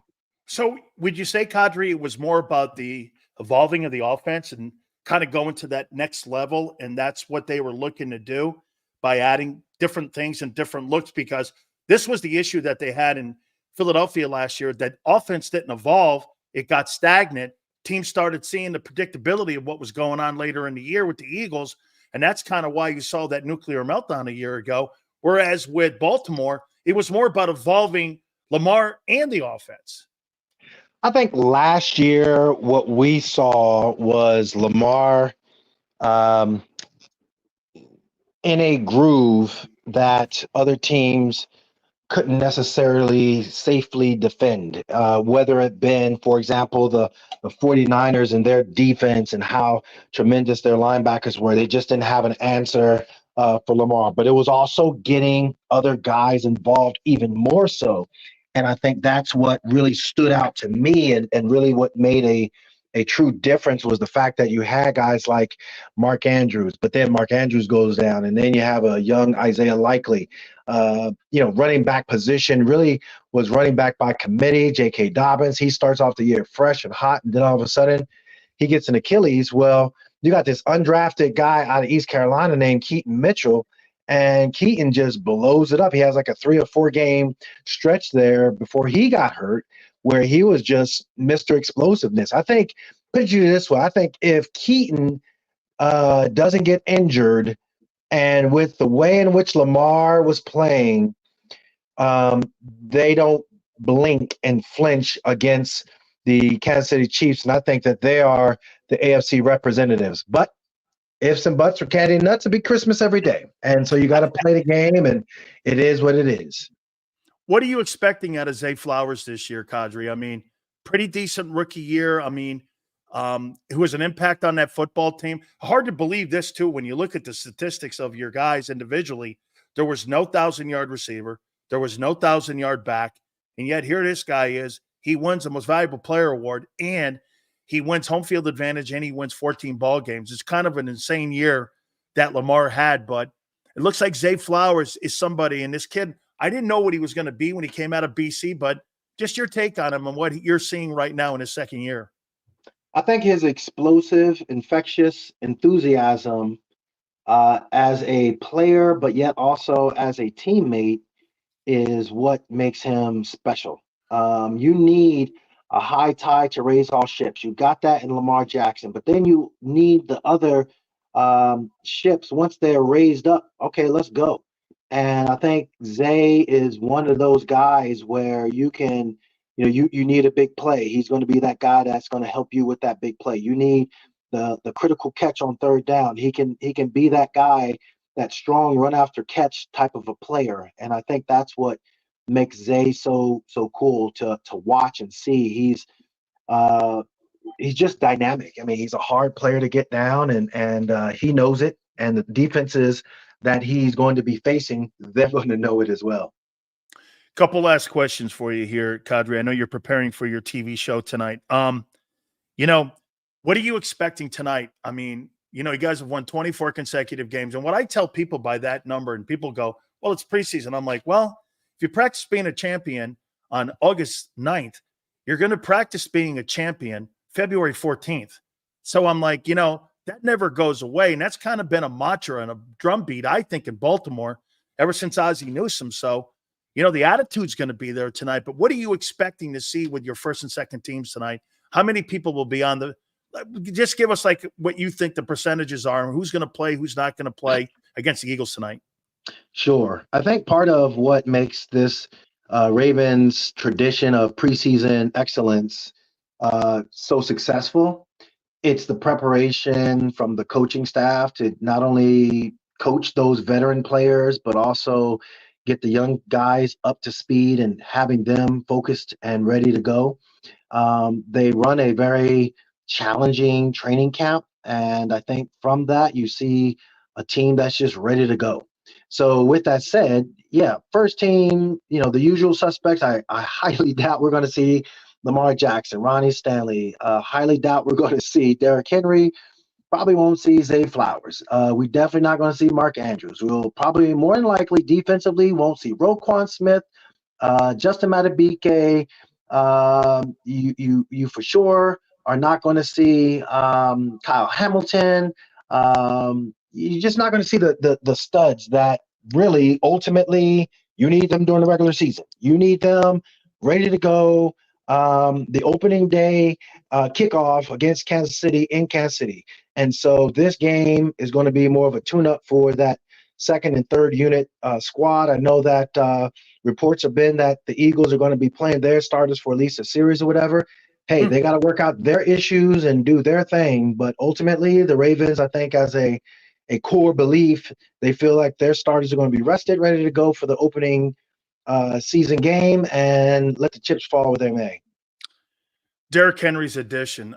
When you guys signed him, I'm like, so wait a minute, you got Lamar Jackson and now you got the moving refrigerator. I mean, Kadri, you put that dude in the backfield. And let me just say this to you as a defensive player, seeing that guy run at you, man, I'll be like, okay, that's like one of those Toledos, those old scales that you and I used to get on to get weighed. Yeah. You see that guy running at you, the impact you think he has with Lamar this year on that offense.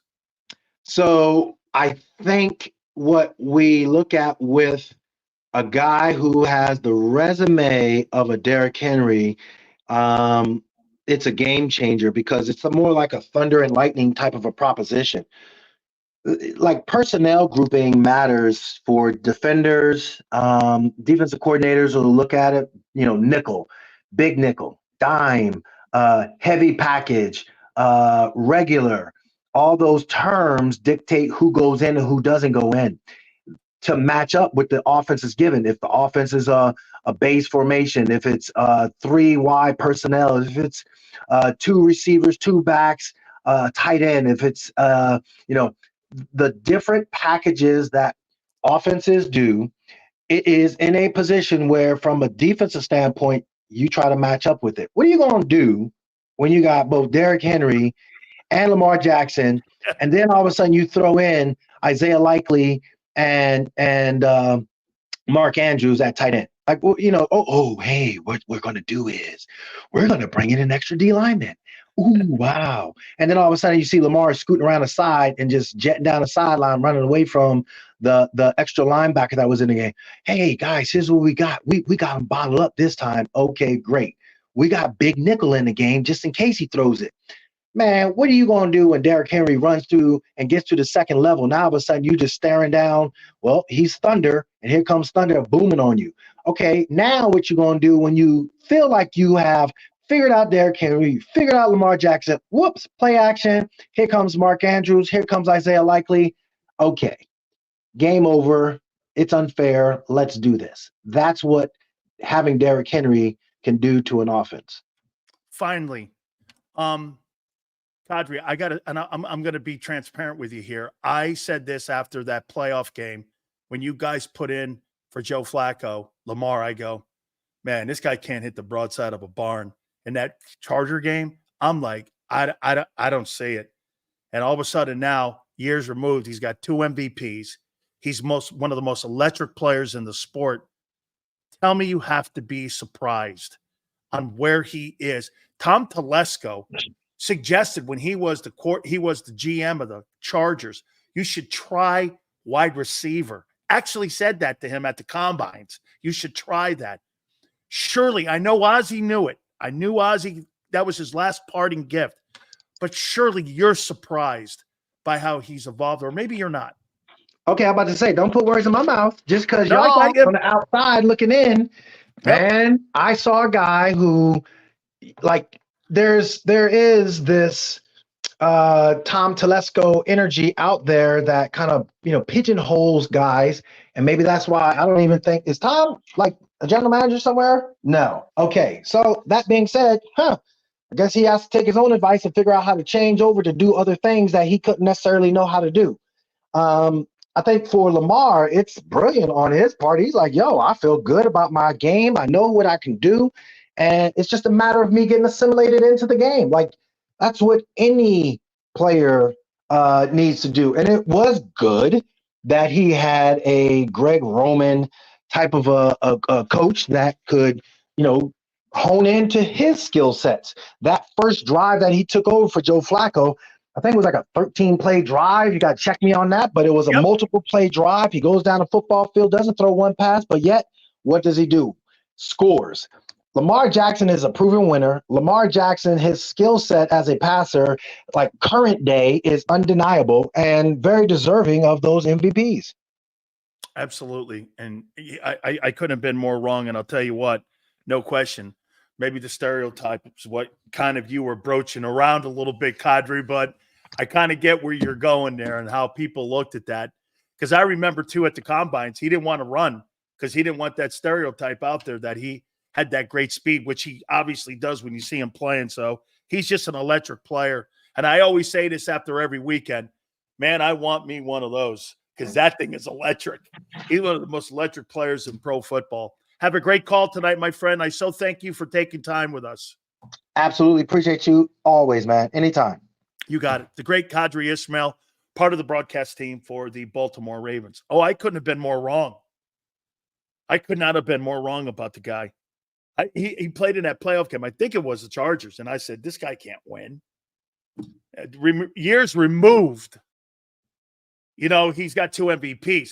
By the way, I'm awake, are you? Did I hear a little tidbit that the Eagles are playing their starters tonight, a series? Did I hear that? From Kadri Ishmail? Please like and subscribe. I don't know if that's been put out yet anywhere publicly that the Eagles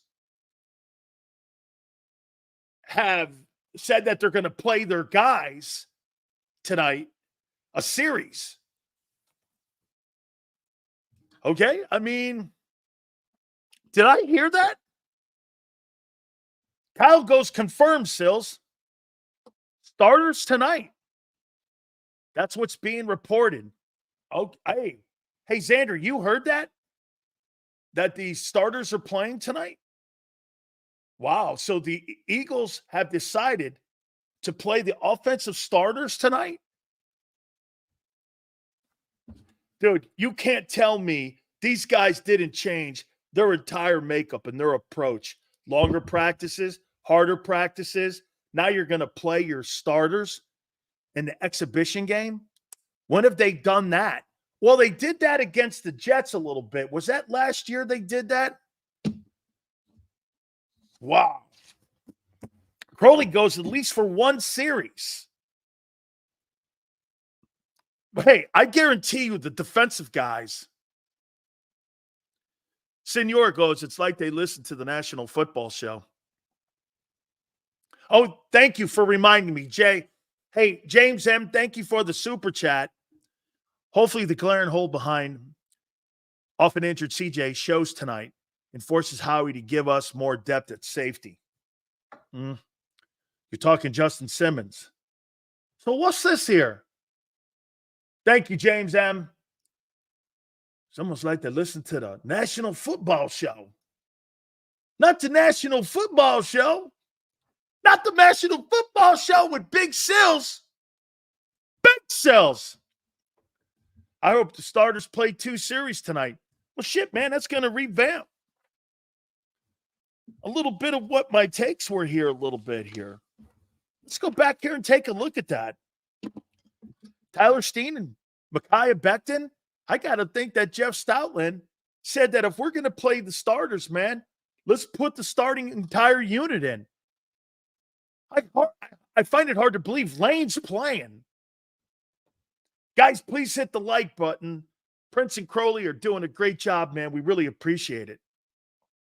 We need rep Sills. Tom Brady's always played in the preseason. How about this, Pete? Patrick Mahomes is playing a full quarter this weekend. He's playing a full quarter. I don't know if Becton's starting. Okay, I don't know if he's starting. But I'll tell you what, Becton and Steen, I think the winner tonight that comes out of this Ravens game is going to be your starting right guard going into the Packer game. I think he's going to be the starting guy. Anaya Smith, as I said earlier, he got to make some plays tonight, man. The Sileo whites, I like that Forte. Forte, by the way, gives me a ton of shit too. Okay? He gives me a ton of shit too, man. So it's not, this ain't all love here. All fun and games until somebody takes a cheap shot and ends Mahomes' season. JM, man, you totally worry about that dumb shit. You totally do. Hey, if somebody was on my football team and he took a cheap shot at Mahomes, I'd cut his ass. Look, that guy's great for the game. And I'll take his ass out in a regular season game. But in a preseason game, I don't want any of my guys doing things that are stupid out there. You know, and here, you got to remember something about the brotherhood. Man, you're not trying to kill anybody and end their career, and you're not trying to end a guy's promise at a career in exhibition football. Nobody's trying to do anything, but you get sometimes over aggressive. Okay? Bruce, that's good to know, man. They did that before they paid Jalen in 22. They did the same thing with Carson. After they paid them, they usually don't play them, but now they got some sense if they play them and need reps. I think, you know what? Hey, Pete, don't you think tonight playing Jalen Hurts and that first-team offense, it's more about Jalen and Kellen than it is about getting those guys reps? I think they want to see what it looks like. I think it's a fabulous idea. I think it's a fabulous idea. Do they have preseason in the NCAA? No, they don't have preseason. And, you know, there's two things that they do ass backwards, both leagues, Shooter. The NCAA doesn't have preseason, and yet you wait a month and a half to play the national title game. And you play right away in the NFL playoff games. You have a week off, then you play the Super Bowl. I don't know why you wait a month and a half to play the national title game instead of just playing it 2 weeks later, 3 weeks later. What's the point? Bowl season? Who gives a shit about bowl season? Jalen, better hope they don't zone blitz. Think they want to see a little bit. Hey, most teams, I don't know if Baltimore will blitz tonight. I don't know. Because most of the time, you're not trying to kill anybody in these games. So I don't know if they'll be blitzing tonight. I'm not saying it's going to be patty cake, but you're right about hits. K. Jackson got fined for a hit on Dobbs during quarterback sneak. He was fined twice last year. Yeah, man. They don't want to hit these guys. Kenny Pickett's going to get a lot of love tonight. Greg says that Jalen looks like a completely different guy this year. Completely different quarterback under Kellen Moore. How about this, Greg? Could it possibly be because he's out from under Nick Sirianni's thumb? Could that be? I'm with you, Yale. Hey, when in doubt with blitz, throw the ball away. Take a penalty. Hit the ground. Fall down. I don't want Jalen Hurts hit. If I see blitzes come, get down, dude. There's no sense of moving around in the pocket to try to avoid it. Just get down. Do what Mahomes does. Live to play another play. Just get down. I don't want you hurt. Okay? I don't need it. Okay? If I see somebody running at Hurts, I want Jalen to go down. Don't get the extra yard. Don't do that. I don't need you in an exhibition game in Baltimore in the rain to try to get me a meaningless yard. Go down. Take a knee. Why did you do that? I didn't want to get hurt. Fantastic. Common sense, right thinking, right moment, right time, no matter. Absolutely just don't get hurt. If we don't blitz, then Dean might as well get comfortable on the bench. Okay? Let's get to Nakobe Dean here. I think he's got to play great tonight.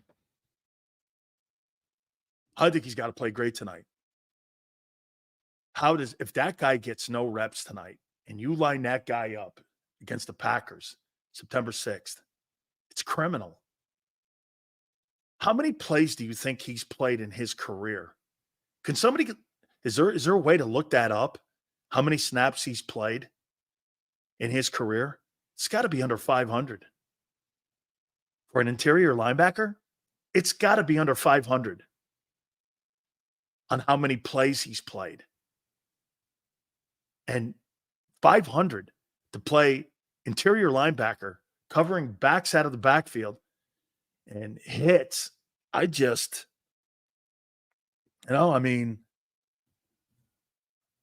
see it, man. He's got to play great tonight. I worry about the guys playing defensive line and offensive line. A lot of guys get hurt on the interior. Yeah, you're talking Angelo because of the traffic that's in there. Mike says way less than 500. Preseason game against Baltimore is how we lost our starting quarterback in 2015. Come on now, JM. Come on now. By the way, I want to see a ton of Quinyon Mitchell tonight. Twiz, is that really true? Nakobe Dean has only played 216 snaps in his pro football career? Man, I'm going to say something here. Okay? How do you know he's not good? How do you know he's good? 216 snaps is all this guy's ever played. You know, man, I don't know if he's good or not. That's just not enough of a sample size to even say it. Okay? Shit. Not even. Dude, in fairness, he redshirted his first year. No, in fairness, Fred Warner was a third rounder. Okay? For the 49ers. And he's all pro. And I think they came out in the same draft. I might be wrong on that. You guys can fact check me on that. But I thought they came out in the same draft. Maybe Warner's a little older. Maybe a year or two older. Okay? He was a third rounder too. 22 games, 216 snaps. Dude, that's not enough. Okay? That's not enough. You got to get that guy out there and see what he is. And Scott goes like this. Hey, you know what, too, Scott? Warner's older. Okay. Hey, Scott, I hope he plays well too. He came out in 18. All right. So he's like 18, 19, 20, 21, I think. So he's like 4 years older. That's a lot. That's a lot. I looked more on the fact that both third rounders. Okay. By the way, Quinyon Mitchell tonight. I want to see it. I want to see him on the field tonight. Let's see how he does in coverage. You know what also, too? I want to see something. I want to see how he handles communication going across the line of scrimmage. Okay? I want to see how he communicates. I want to see how he sees the field. Does he get turned around? Our wide receiver's going to run games on him. He's inexperienced. They're going to attack him. You attack inexperience. lack of knowledge of the technique in the position. Does he know even right now still what Vic wants? You just don't know that. Yeah, that's right, Yale. Passing players off, not running into one another, communicating with your free and strong safety. Absolutely. That's essential. Communicating will be big for him tonight. So I want to see how that goes on between the guys, you know?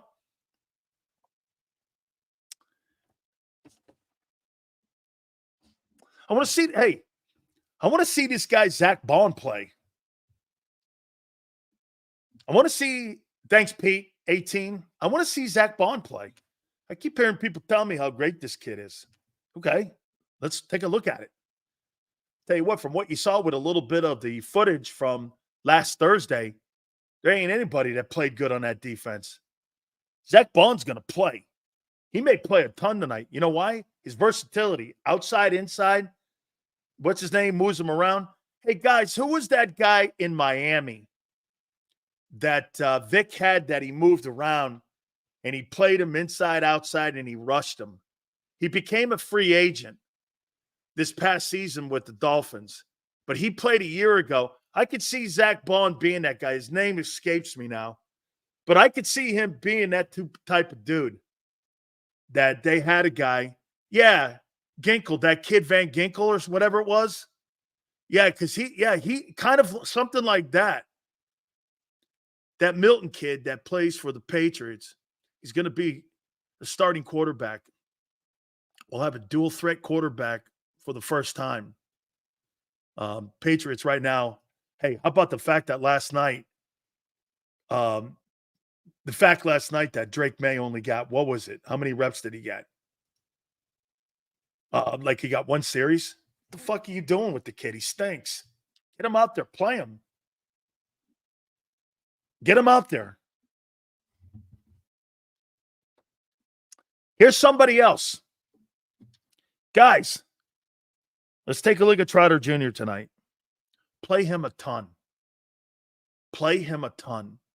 I'm going to play Jeremiah Trotter a ton tonight. I'm not going to start him, but I'm going to play him a ton. I want to watch him play. Gets a very good, skilled offense. Todd Monken. You're going to be probably playing a lot of run in that formation. I don't think they're going to throw the ball a shitload around the field tonight.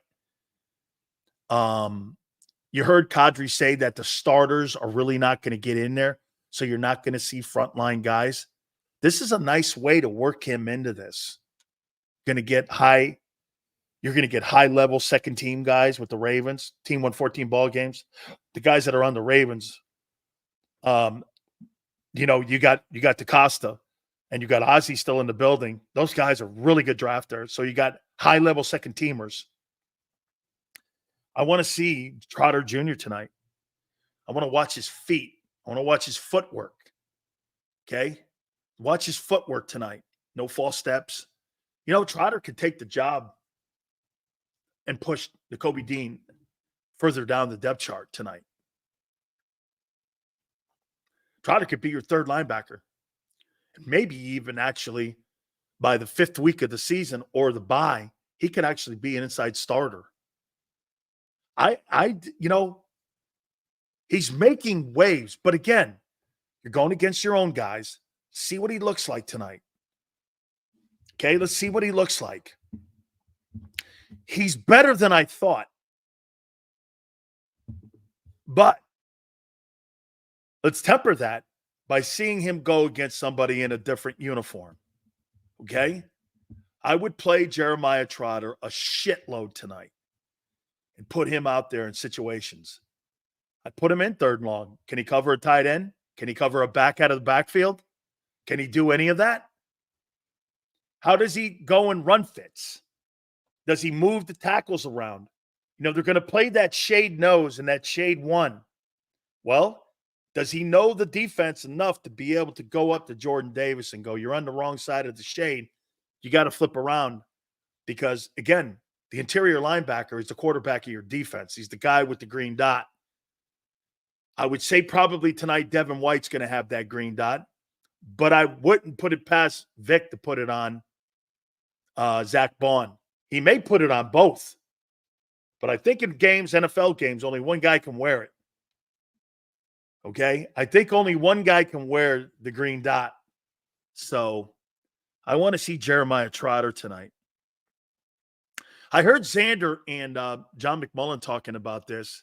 This is going to be one of the most important decisions that Howie Roseman makes for Vic Fangio, especially if you're going to play that pseudo 52 defensive front where you got 3 interior defensive linemen and you're going to play Sweat and Huff at the perimeter.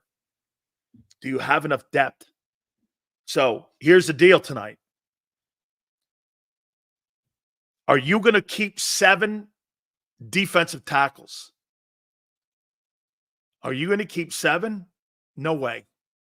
No way.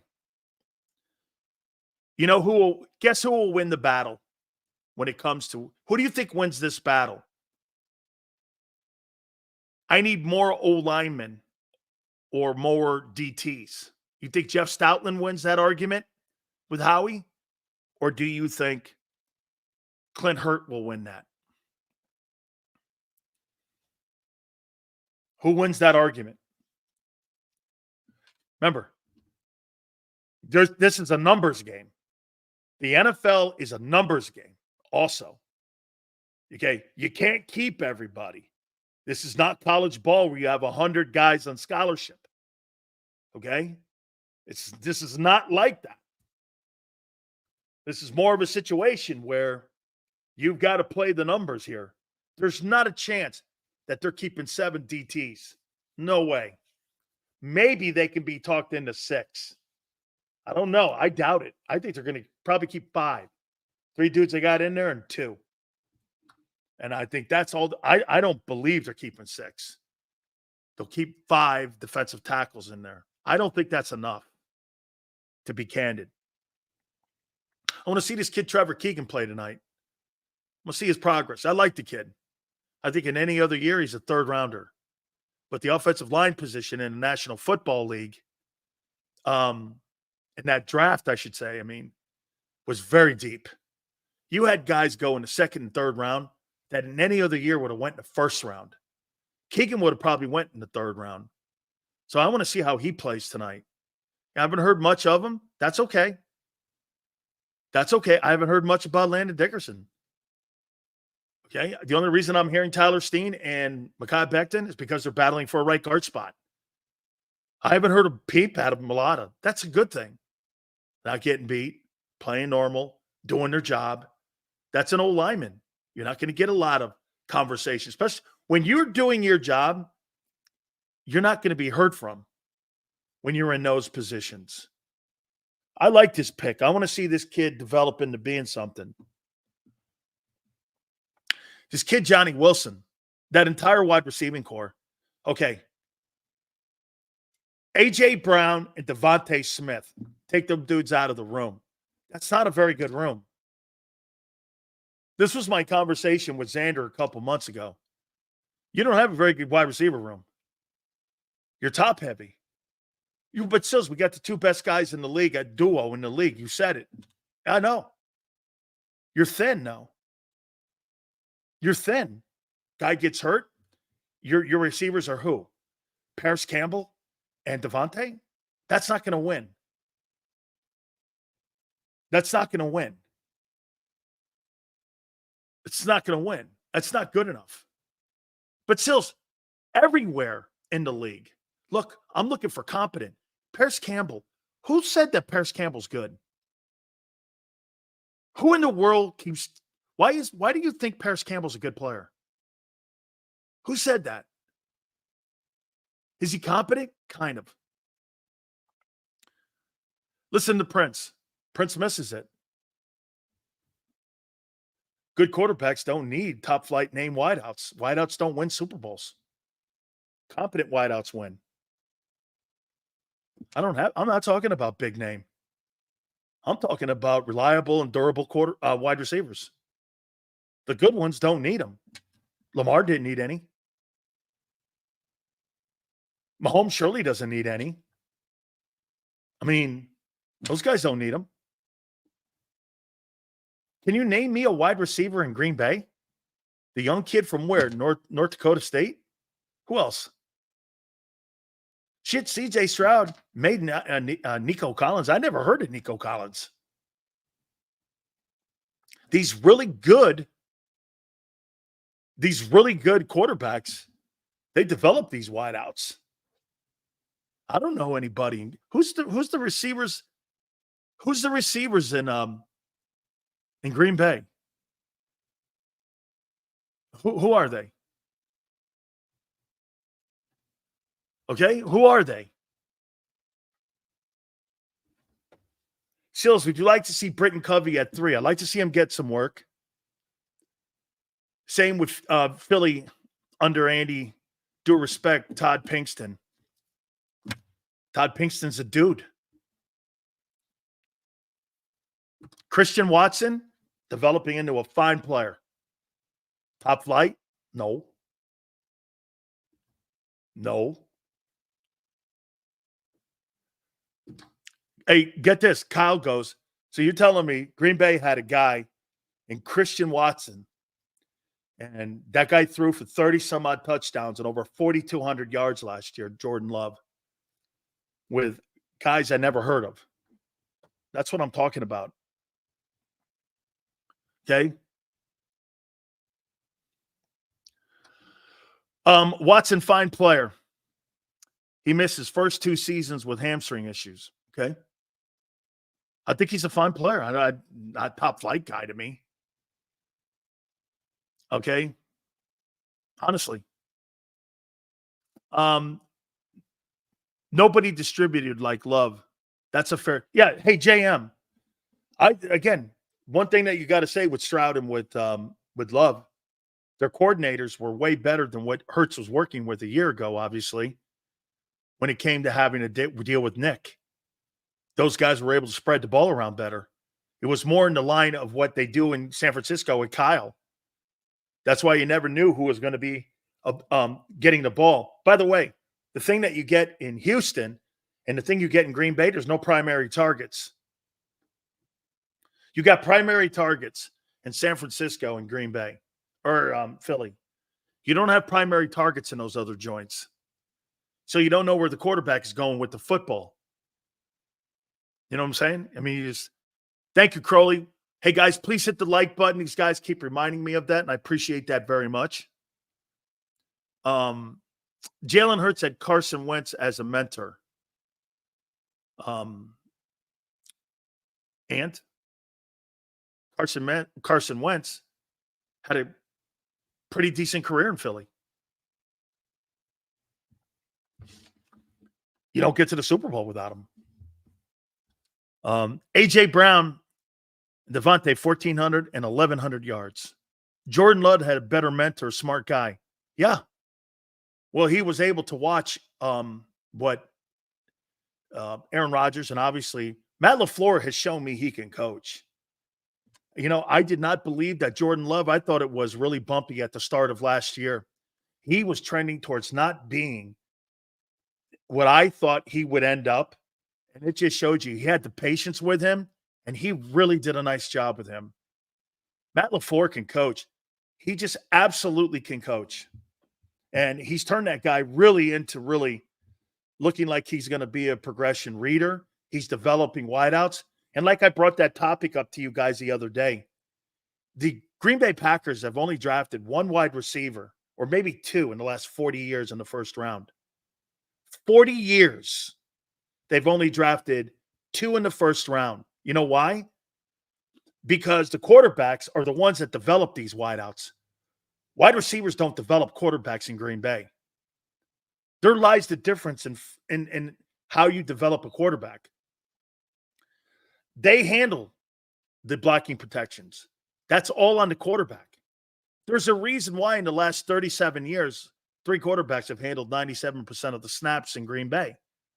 Because it was Mike Holmgren, it was Mike McCarthy, and now it's Matt LaFleur developing these quarterbacks.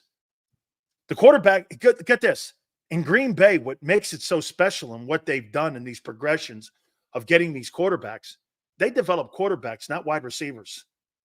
The quarterbacks develop the wideouts.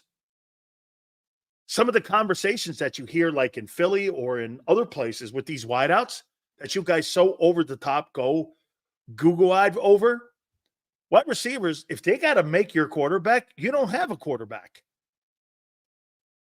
You don't have a quarterback. Jordan Love had a half a good season. Well, he won a fucking playoff game last year, and your guy got destroyed. And he beat the team that kicked the shit out of you. In Dallas. I think that's a pretty good first playoff game, don't you? If I remember right, I remember Troy Aikman screaming on the television set at Jalen to throw it to Devontae. Jordan Love was ripping a new one of the Dallas Cowboys' ass in the secondary. Okay? Beat the piss out of them in Dallas. And by the way, won a playoff game in his first game in the postseason. Hurts got destroyed. Let's be fair here. And by the way, you're right. You guys want to go with, I'm going to use your metric. Hurts had one good year. Well, Love had a better year. So I'm good with him. I'm not building my team around Jalen Hurts over Jordan Love. Not happening. Okay? Jordan Love also has an excellent coordinator. He sure does. He sure does. He does. Now they got also Josh Jacobs in the room. That's a good one. You're right. Absolutely. So here's something else too. Johnny Wilson tonight. You know, your wide receivers, like I said, outside of the two top guys, they're kind of Anaya Smith's a nobody. Paris Campbell's okay. Johnny Wilson, let's see what he does.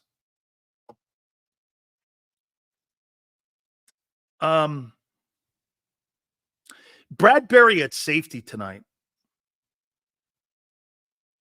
Interesting. Will they put him there and put him at safety to shop him? Chris says, this guy picking Jordan Love over Hurts after one good season is laughable. Dude, why do you keep suggesting that your guys played great over these last 3 years? He's had 1 year. Why can't I use your metric for Love? Chris, I'm just using how you evaluate Jalen on how I evaluate Love. Why can't I do that? Or does it only work for your guy? Stop crying, Rick. You sound like a bitch. Relax. I cover wherever I want to cover. I want to see Johnny Wilson, Jeremiah Trotter, Jalix Hunt, Quinyon Mitchell, Isaiah Rodgers, Bryce Huff, Micaiah. Yeah, I want to see all those guys tonight. Get a lot of reps. I do. Okay? I do want to see that. Bradbury doesn't like to tackle, so why play him at safety? Steven, because they're going to try to shop him. That's why they're going to do that. Okay? That's why they're going to do that. Because they got it.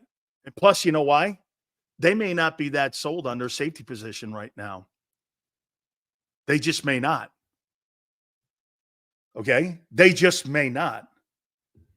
YouTube comes like this. Every time I come here, it hurts slander. No. He's had a great camp. I think he's going to have a really good 2024 season. By the way, I don't have to justify my takes to you, guy. I'm sure there's some ass-kissing show you can find. It's all good. Again, this isn't for the faint of heart, YouTube user. It's not for everybody. Okay? Sometimes people could take it. Sometimes it can't. Okay? This guy's content is getting, really?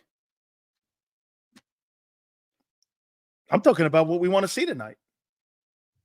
Well, then, dude, hey, I'm wasting enough time on something I don't really care about. Stills, one of these days, you have to try correctly pronouncing Becton's name. Ryan, thank you very much for the English lesson. Appreciate it. Justin Simmons will be here by the time the season starts. Pete, are you starting to believe that more? I am. Hey, we'll find out a little bit tonight how well those safeties play. Hey, by the way, is Gardner Johnson playing tonight? Is he playing? Is he playing? Hey, is it John or Joan? I'm going to say John. Hurts having a good camp versus suspect defense. Really? Fair? But he's protecting the ball. He is. Thank you, Prince. Appreciate it, man. You mean it's a take you didn't like? Okay. Seals, if Bryce Huff sucks out loud tonight, does Howie make a move for an edge rusher? You spent $50 million on a guy. I mean, you got to make that work, dude. You got to make that work. You don't get mulligans on that. You've got to make that work. It's going to be more pressure on Vic to make that work. Roland goes, Dan, why do you got everyone all worked up today? I don't know. I'm just talking about what I want to see tonight. We had a little bit different conversation, and I don't know. I'm not thinking anything. I'm in a great mood. It's a football Friday. I don't know why. I don't know why you're upset. You're upset because I have a different opinion of yours? Like I always say, guys, that's a you thing that you have to get over.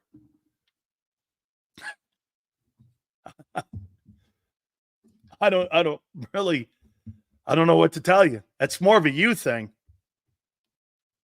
Sills, I want to see how much. There you go, Bob. I was just getting to that here. Here's Bob right here.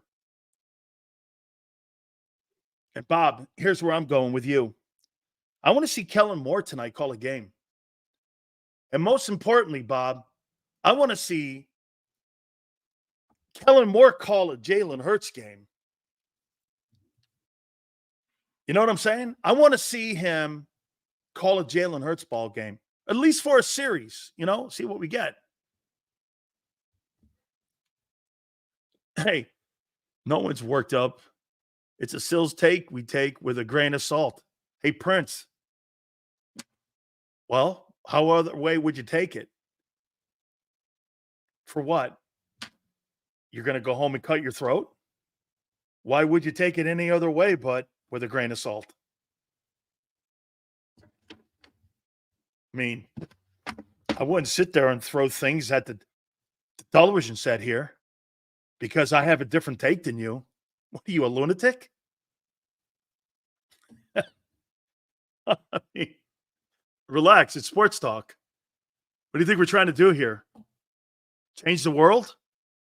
Not likely. Sills, what do you think about the Miami Hurricanes linebacker Eagles just added? He's great. He's great. I don't know, man. He's just a camp body right now. Hey, get this. Sills isn't even being bombastic. These people must be new. Oh, hey, JM, I think so. Hey, Prince, I think some of these dudes are new in here. So that's why they're like, oh, because hey, Prince, I'm not doing anything different today. Greg, am I doing anything different today? Am I doing, hey, Prince, am I doing anything different today? I'm predicting right now Hunt will be starting Huff by week 5. Huff is just a dude. I had to look up this guy when we signed him. These guys have to be new, man. JM goes, Sills, you're kind of actually mild today. Yeah, I know, man. I'm like, I'm not out of hand here. Right, Sue, right? Well, I don't know if I'm normal. Dan Sileo, I heard Trotter is coming along well. Hey, 31-7. Got to tell you, man, I'm pretty surprised, and I'm pleasantly surprised he's better than I thought. Okay? He's better than I thought. Sills is being Sills. Hey, isn't it true, man? Some of these guys in here. Oh my God, I can't believe it. Oof. Oh. You should have a snowflake in your like emoji thing. Some of you in here. Oh, he's really harsh. Oh. Oh. Here, I gotta wet my eyes. Sorry. Brings a tear to my eye.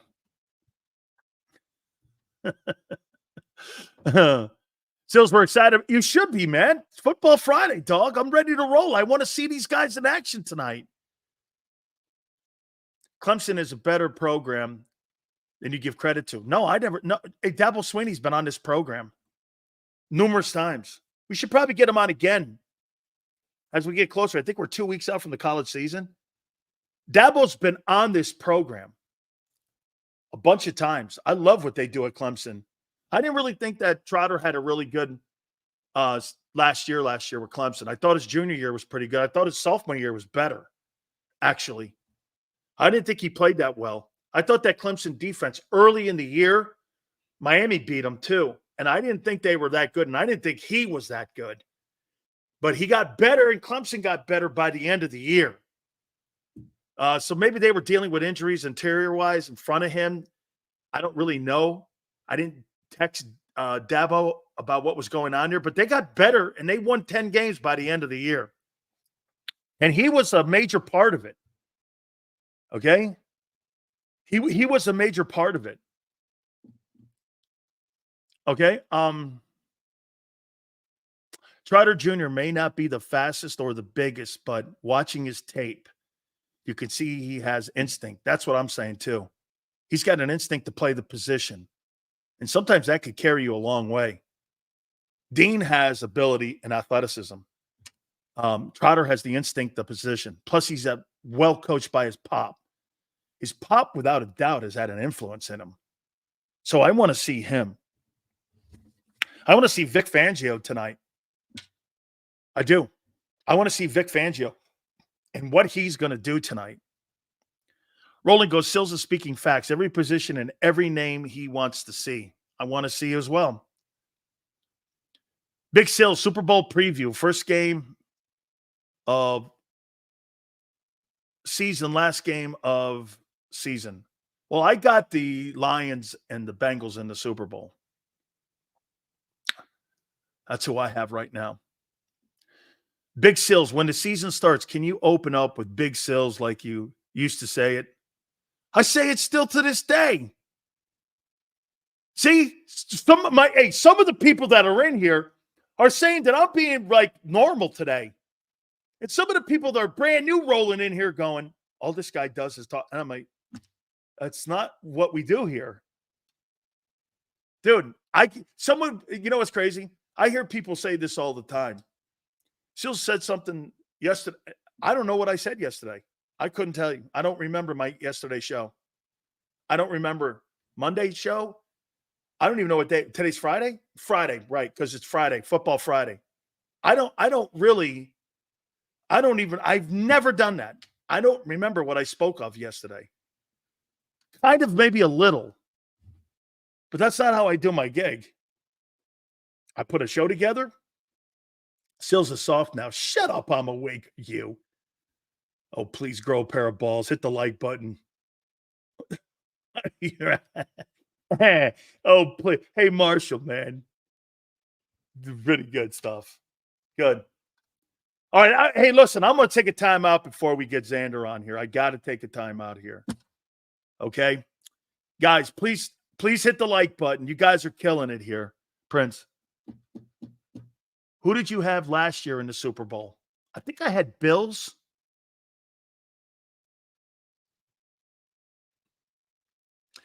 Prince, I'll have to look at that because I don't want to go back and fib. Okay? Ice Cube was your guest yesterday. Cube is? Of course. I think that's like his 8th time on. Bills and Cowboys? Is that what I said? Bills and Cowboys? That could have been. That could have been. Bills and Cowboys, I think it was. Okay. Yeah. Year before that, I had Bills and Eagles. Oh, that happened. One of them did. At least your Eagles got there. Hit the like button. Keep it here, National Football Show. Michael Vick at BetUS.com. Catch an incredible 125% sign-up bonus on your first 3 deposits, plus 10% gambler's insurance. BetUS, my online sportsbook and casino.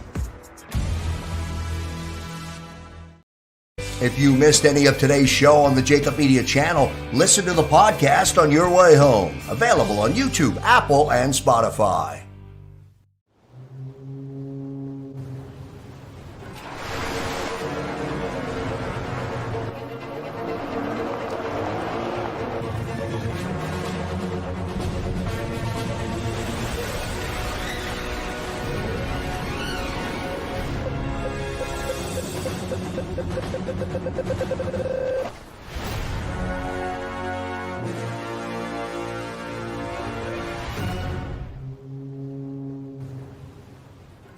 Heading down the shore. Have a ball once more. Here, imaginations run wild and time stands still. Because here, you can find the best of the Jersey Shore, all on one 5-mile island. So leave the old you behind and get lost in the woods. Wild, wild, wildwood days. Plan your stay in the Wildwoods today. They're carving them up and good play calling along the way. First and goal at the 6.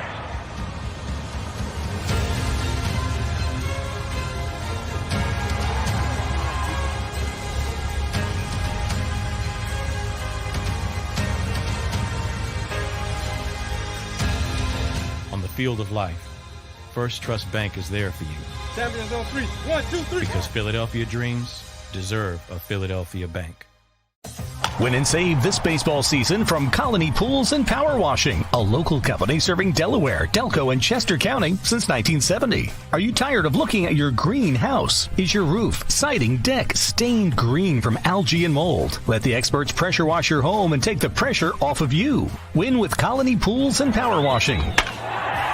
Call them now at 302-762-2250. That's 302-762-2250.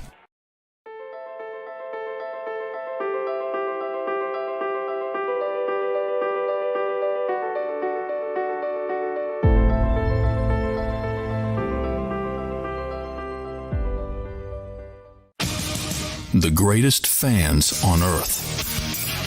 It's a bold statement, but would you expect anything less from Philadelphia? 58 years of heartache creates a toughness, a grit, a resolve not found in most. Sure, our prayers were answered, but now that we've had a taste, we're looking for more. Pondley Hockey, official partner of the Philadelphia Eagles. EAGLES, Eagles.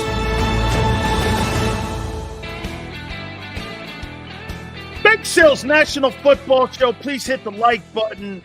Philly Godfather will join us at 5:30 Eastern. The protagonist himself will join us. Got to say this and got to love this about the Dallas Cowboys. The starting running back for the Cowboys is going to be Ezekiel Relic Elliott. Jesus criminy. I got to say this about the Cowboys. What is Jerry doing? Asked the question yesterday when it came to CeeDee Lamb's contract. And they asked him, are you in any hurry to get the deal done? He goes, no, I'm in no hurry to get it done. No. Is that all in? I'm trying to figure out what that statement means by all in. Let me say it one more time to you. That dude is not a football man. He never has been. He never will be. He parades himself as a pseudo Jimmy Johnson guy, and that guy doesn't know shit about building a football championship team. Do you know how Jimmy would have handled that whole CeeDee Lamb thing? It would have been handled 6 months ago. You don't go into camp talking money. You know what you go into camp? Talking about position battles, not battling over contracts. And one more thing before we get Xander on. This guy, Brian Dable, you got to love him. He was asked a question at camp today. Hey, man, I really love this Tommy DeVito guy. I'm like, the fucking pizza guy? He's like, this guy is great. Unbelievable. So let me get this right. You tried making a trade for Jaden Daniels, and you put that out there on Hard Knocks. Now you're in a press conference telling everybody how great the pizza delivery guy's doing. Boy, I'll tell you what, you hate Daniel Jones, don't you? I mean, you've got to hate the guy. Would you want to build your relationship back up with this dude? Between Joe Schoen and that guy, I'll tell you what, Coach Brian Dable won the Coach of the Year. How about the Schmuck of the Year? How about the Buffoon of the Year? GM, that thing's a shit show. Giants are a shit show. New England or the Giants? Who's got a worse roster? I don't know. I know that the Giants are run horribly. Unreal. Weather tonight in Baltimore may dictate who's going to play. Listening to John and Xander Krause, co-host of Birds 365, as he joins us right now. First off, starting the program here, I got to throw this at you here, man. Your boy McMullen. I was glad to see Paul Domowitz go, come on, man, you got to put that guy in the Eagle Hall of Fame. And I went back and I wrote down all this dude's accolades here. And these are all things he did in Philly. Super Bowl champ, Super Bowl MVP, Pro Bowl, 7 touchdowns in a game, which is an all-time record of any quarterback in NFL history in 105 years. 25 consecutive pass completions. You mean this guy's completed more passes consecutively than Brady and Montana? Okay. He's got a playoff percentage, completion percentage, which is number 1 all-time over Montana and Brady at 68-1. He's 4-2 in the postseason, and he's 6th all-time in passing touchdowns in Eagle history for a single season with 27 and 13. Bro, I don't know about you, man, but, I mean, you may not see 14,000. You may not see 14,000 passing yards as anything, but the accolades and the resume speaks to a different – it's almost like his resume speaks to different things compared to his actual numbers. Yeah, I think I love Johnny Mack, and I understand what he was saying with it because it's like you want to reserve that for guys who have a long-term – but that's a case of objectivity getting in the way of the human element of the game where Nick comes in and – the thing I love most about Nick Foles, and it's obviously great he won us a Super Bowl. That's why I would put him in on that alone. He's the first guy to lift the trophy in the city, and he did it in spectacular fashion. But Nick Foles' story in Philly was the story of Philly. Nick Foles was a real-life Rocky in a way. Like you take the underdog guy. Everybody thought the season was over. And I don't think you can quantify that. You can't put that on, we didn't have this long of a career and didn't have this number.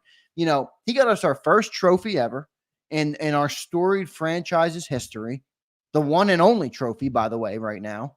And he did it in spectacular fashion, and he did it in the most Philly way possible. And I don't think you can quantify that. And that should go in Eagle infamy no matter what. And it will. I think Jeffrey Lurie will put him in the Eagle Hall of Fame, no doubt. And we'll see about the number getting retired. I'm not as big on number retirements. I'm not, and that's all across sports. I think they're cool, but I don't care as much about that. I want him to be in the Eagle Hall of Fame, though, and I think he will be for sure. Does anybody wear 9 now? No, Josh Sweat tried to get 9, and they kind of nixed it. So they kind of soft retired it.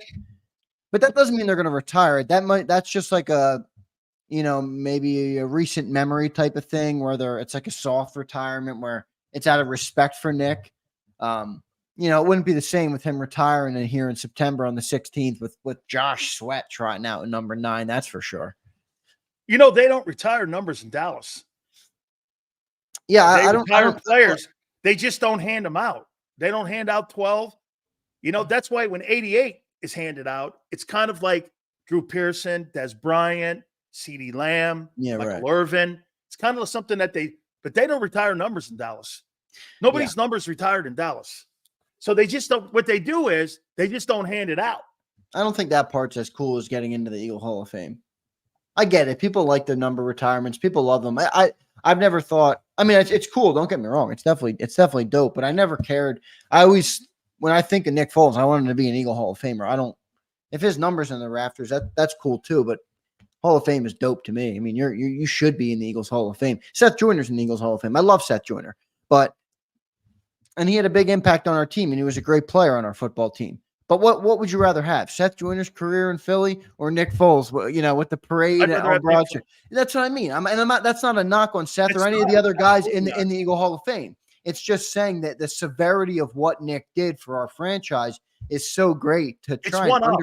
It's one up, exactly. And to try and undermine that, I think would be dumb. And I don't think they're going to at all. And John knows that. He's just kind of playing devil's advocate. And you know what?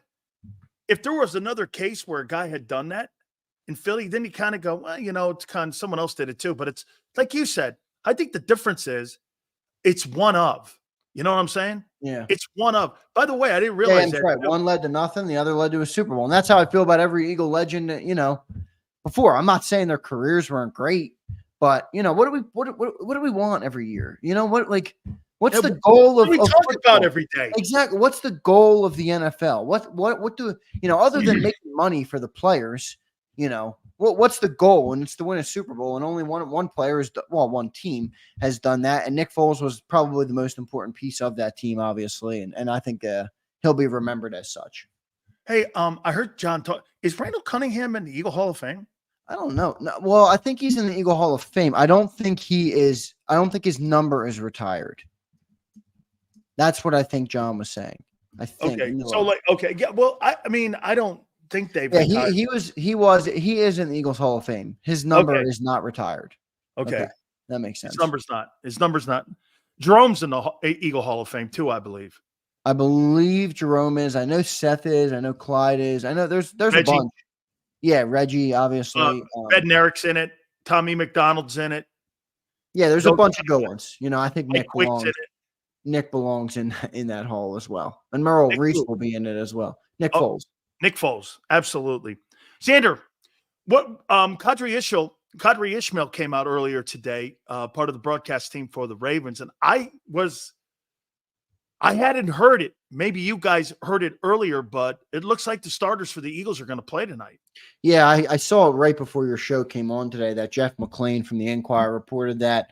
He said kind of weather permitting, so we'll see what the weather. It's right now. It's nasty by me. I'm not particularly close to Baltimore. I'm right outside the city of Philly, but it's nasty out by me right now, raining hard. So I don't know. Maybe they'll shy away from it. I was very surprised to hear it. I did not think there was any chance that Jalen Hurts and A.J. Brown and Devontae Smith and those guys would be out there regardless of the circumstance. So, it's great that they're getting out there, I think, but, don't go too long. I don't let's keep these guys healthy. No. I think this is more to this. They really have revamped this camp. Yeah. Dude, people could say whatever they want. They're longer practices. You hear the players saying they're tougher. You're going to play a little bit, maybe one or two series of the starters. I got to think that's got a lot to do with the coordinators having some say. Maybe telling Nick to tell management, we need to be able to be on the same page. I'll tell you something too. I think this is a Vic Fangio thing too, because Vic's got to see what he's got. Because I don't really believe Vic he still doesn't know what he has. Yeah, we'll see. I mean, we'll see how long they're out there. I don't think they're going to be out there very long. Like if the offense goes out and they have a 3 and out, that might be it. So let's hope that if they're out there for one drive, they can put together a good one. But you know how the game goes. Sometimes the ball doesn't go your way and you're out 3 and out. So We'll see. What's the one player in your mind, though, watching the game tonight that you think will get significant time, not just like one series, that you want to see something from? I got a couple. My number one focus tonight will be at right guard, what they do there. I want to see. Yeah, I don't think Steen's going to play or Becton just because of the injuries that they had this week. I think Steen, I really don't think is going to play. Not because of they're resting him to be a starter, because I don't think they want to put him at risk with the injury to the ankle. That's what I think. So we'll see, but I don't know. That's what John kind of insinuated this morning. He didn't think that Steen would be out there, but you're right. That's a good position to watch. But if it's just all backups, I mean, it doesn't matter. If Steen doesn't, I mean, dude, I'm not going to put Tyler Steen in the game September 6th against the freaking Packers if he hasn't played.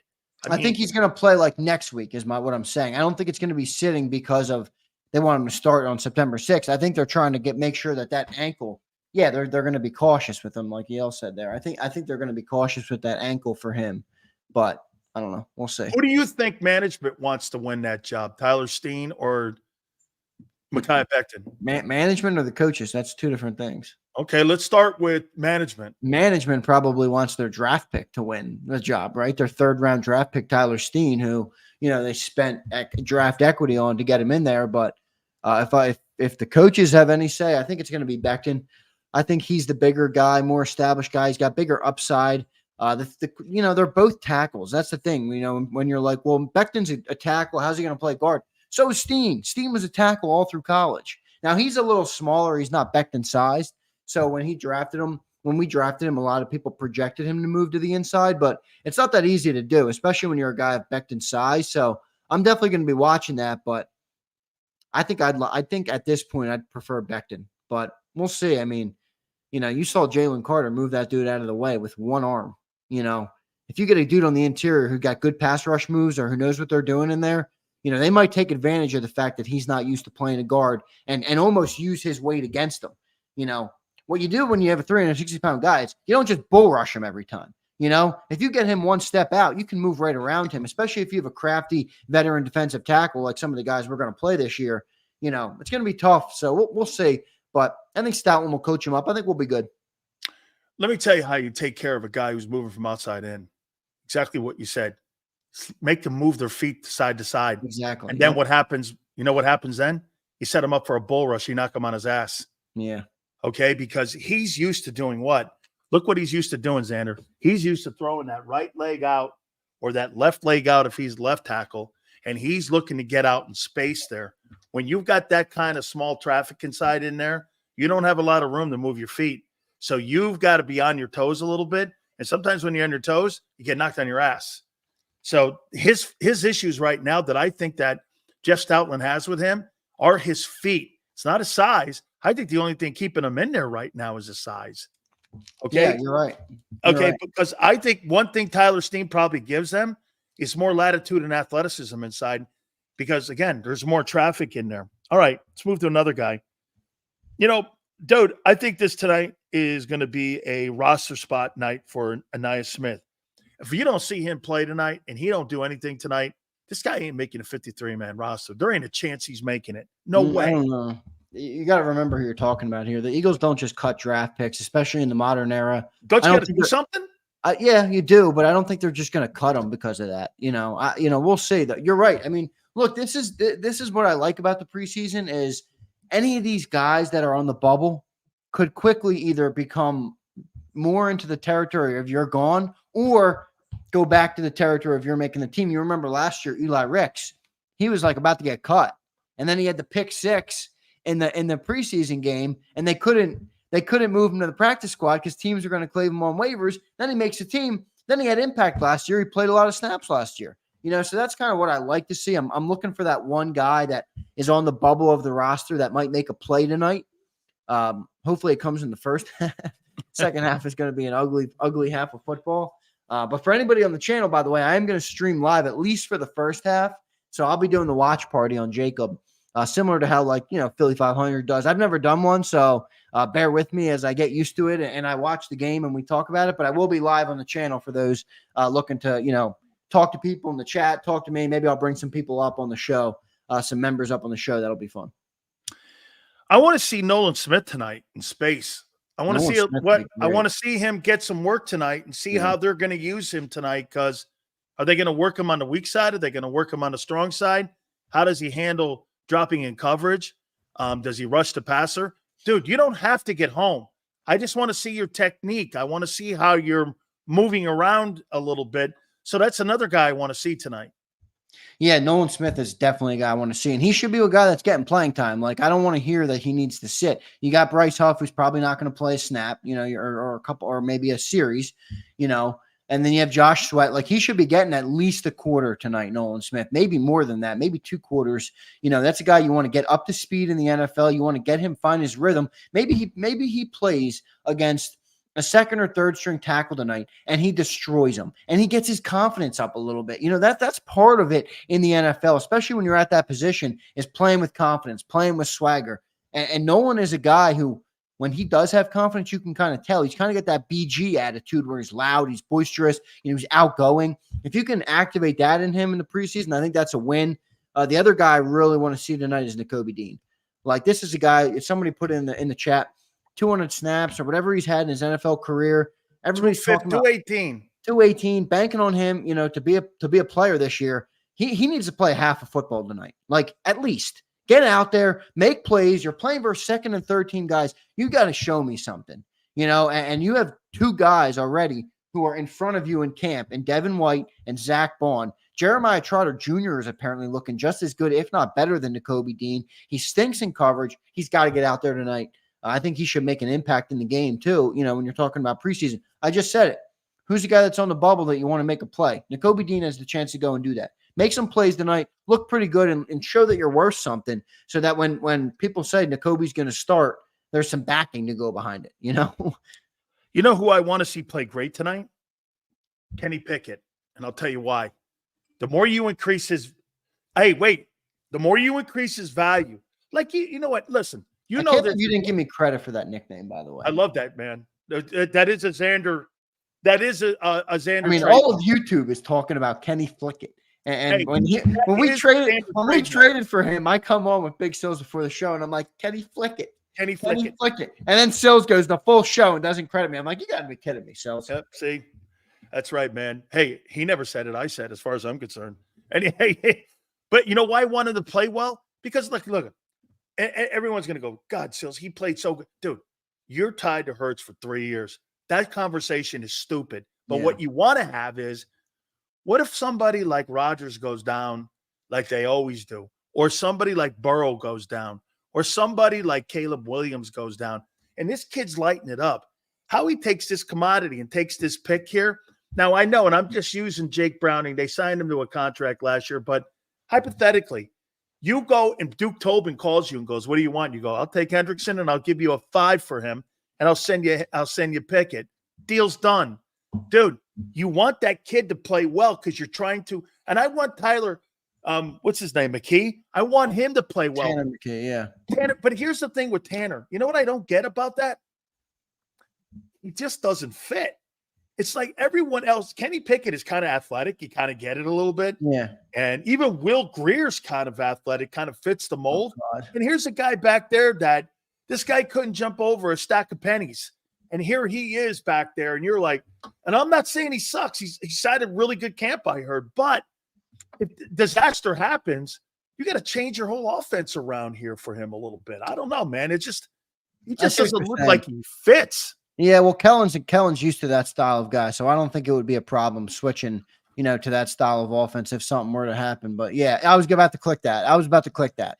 Yeah, Matt, you're exactly right. And Big Sills, he knows you're right, and he saw that comment, and his face lit up. You could see it on the screen. His face lit up when he saw that thing.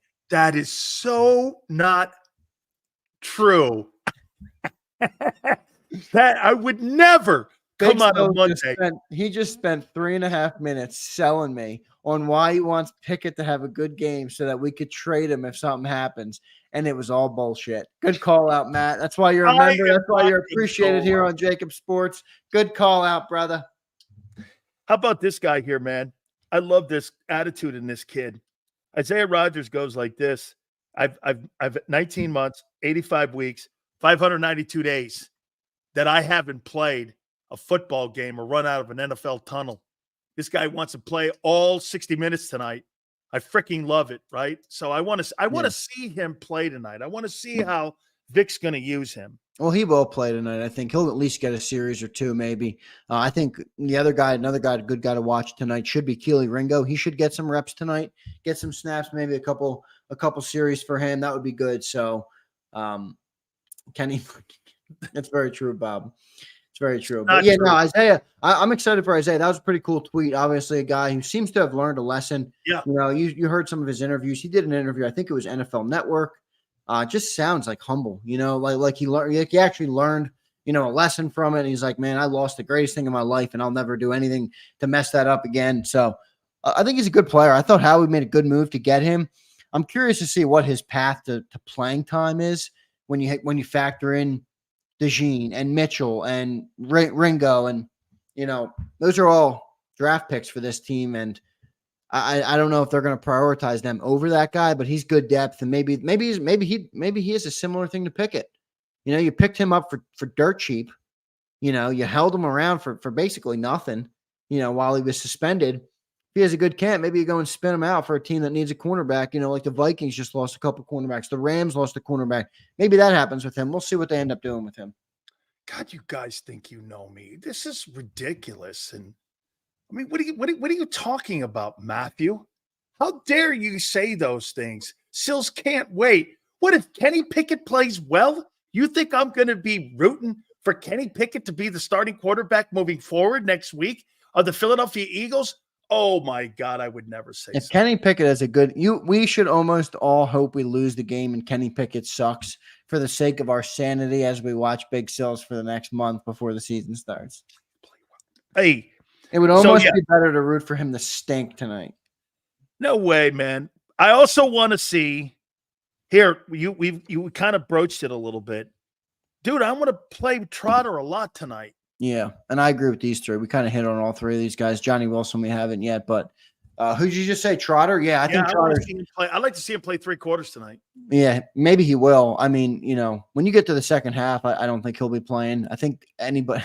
Second half is like Bush League. It's like, you know, not Bush League. I shouldn't say it. These are all NFL caliber players. I don't mean it like a knock. I just mean it's kind of an ugly side of the NFL where they put you out the pasture in the preseason because they know you got no chance of playing on their football team in the year. So second half, I don't imagine anybody like that will be playing any draft picks or anybody, maybe like a Trevor Keegan or like an Anais Smith, but Trotter Jr. has been exciting, man. Apparently, he's looked really good in camp. He's looked better than I think people thought. Yep. And he's like a Nakobe Dean style. He's very instinctive, and he seems to be a little bit faster than him. So we'll see, you know, if he can kind of be better in coverage than Dean. Dean has apparently looked terrible in coverage. But I'm excited for Jeremiah Trotter Jr. It should be good. I hope he can ramp up. Those are, you know, you're hitting the nail on the head with who I want to watch tonight for sure. Xander, if Pickett plays well by Wednesday, Sills will be comparing Hurts, Pickett to Wentz, Foles by Thursday. He'll be saying, kept the wrong guy. What the hell is going on in here? You think you know me? No, he don't know. Nobody knows what. So Jalen Hurts is an elite quarterback. He is so not elite. Jalen Hurts is an elite NFL quarterback. Big Sales. Jalen Hurts is an elite NFL quarterback. Okay. 3,900 pass. No, excuse me. He hasn't thrown for that. 3,800 passing yards, 22 touchdowns. What an elite arm. Unreal. Unbelievable. There he goes again. You know there he goes again with the arm. What kind of numbers are thrown at the University of Massachusetts? There he goes again with the arm. With the arm. With the arms win Super Bowls. Ask your boy Foles. Heard you this morning go, guy threw for 800 yards. No, you're right. I'm just playing. He played elite in 22. He did not play elite in 23 solely because of the turnovers. Okay. But if he has another big year, he's right there. He showed that he has the upside. Most quarterbacks never show that they have that type of upside. We'll see if they can put it together again. Let's see if we can get another year out of him. I'd like to see 2 in a row. I'd like to see another. How about another? Hey, look, we already said on the stage. So if Jalen Hurts lights the league up this year, you know what Hurts is going to be? Oh, let's see 2 in a row. Let's see 2 in a row.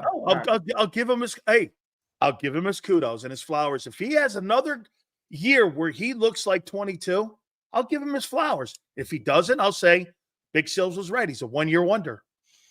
Sills would rather have Sam Bradford. Sam who?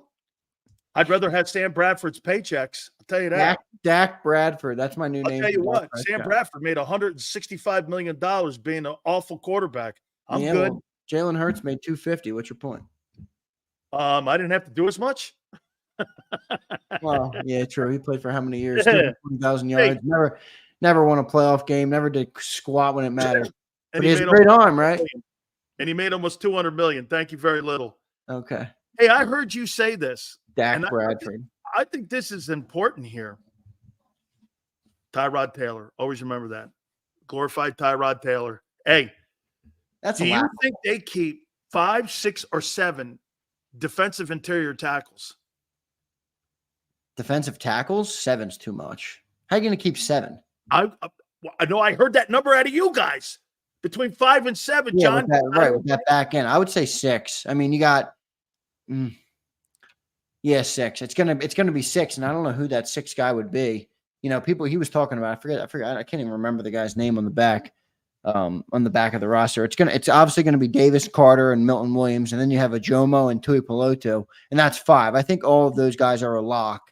Where you go after that will be, you know, depending on roster construction and where they want to go, you know, and where they need, you know, who might get through waivers, you know, that kind of stuff. So I think it'll be a little bit of skullduggery trying to figure it out with the roster, like it always is. Manipulation, roster building, as Johnny Mac says, is a science. So we'll see what they end up doing. But 7 seems too deep for me. No, Sills? Yeah, way too deep. Yeah, too deep, right? 6, I think, is going to be still a debate. I do. Oh, man, Pete, you're so right. People predicting what Big Sills will say. Pete, that's because it's predictable. It's no. Big Sills is like the 2023 Eagles offense at the end of the year. Predictable and stale. No. And let me tell you this right now. Well, no, because you know why it's predictable? Because it comes to fruition. I don't. Okay. That's what happens. Oh, okay. Everything comes to fruition. Have you made your 2024? No, you're not. Have you made your big 2024 predictions for the season yet this year? I got another sheet coming up there right at the start of the season. I remember 22. You predicted them to go to the Super Bowl, the Eagles. I did. And you were right, and you took that. So you think whether or not I'm going to stick with my Commanders winning the NFC East? So we will have one more. That's not a real prediction, is it? Yes, it is, young man. Oh yes, it is. I'm gonna have no, that's because why? You have a better defense than Washington? We have a better football team than Washington. Stop. You have a better defense than Washington. Is it defenses versus defense in the NFL? Well, no. Rosters win Super Bowls, not offenses. Okay, not defenses either. Their offenses absolutely balanced rosters win. Right. Huh? You don't have a balanced roster yet. You don't even know what the fuck you're putting out tonight. I think you're talking about Nakobe Dean and some guy named Trash Can Bill playing linebacker for the Eagles. I mean, Trash Can Bill is playing linebacker. You're going to sign a guy, Trash Can Bill, for the linebacking, and he's going to be starting against Sao Paulo. You might as well sign one of them rugby players down in Brazil to play linebacker for you, guy. Couple last ones here. Do you think the Commanders are going to win the NFC East? I said I have another prediction sheet coming out. Stop. Okay. Stop. All right. Well, you know, hey, where's just hang in there. James Jones, what'd you do with the real Dan Sileo? The real Dan Sileo. 2 to 6 every day. MO. Right here, boss. It's right here. All right. Kellen Moore. Hey, I really do want to see tonight. I want to see tonight, Jalen. I want to see Jalen and Kellen working it a little bit in the first series. I want to see how they communicate. Yeah. I'd like to see what Kellen I don't know if they're going to play. What this offense looks like tonight. Yeah, we'll see if they're out there. I don't know if they're going to play. I think they will if the weather doesn't go, but I'd like to see it. I'd like to see it too. And I want to see Saquon. I want to see, remember, here's the other thing that sucks. Even if they're out there, they're not going to show you much. They're not going to run their main offense. I don't think. So no, it'll be vanilla tonight. Yeah, exactly. It'll be vanilla. So I don't know if it even matters if they get out there or not. I guess just to get them out there to get the feeling of putting on the pads and going out there through the tunnel. I mean, just to run through it before the season comes. But other than that, I don't think there's much value, in terms of greasing the wheels for a season. So I'll make you a deal, Prince. If Jaden Daniels starts 17 games, he'll throw for more passing yards than Jalen Hurts will this year. You want to put money on that? Or how about a jersey on that? You want to do that? Why do you hate our wait a minute. That won't be so hard because you know why? The guy can't crack $4,000 anyway. I mean, do you want to make that deal? That Jaden Daniels will throw for more passing yards this season than what Jalen Hurts will throw for. You want to make that deal? I'll make that deal with you.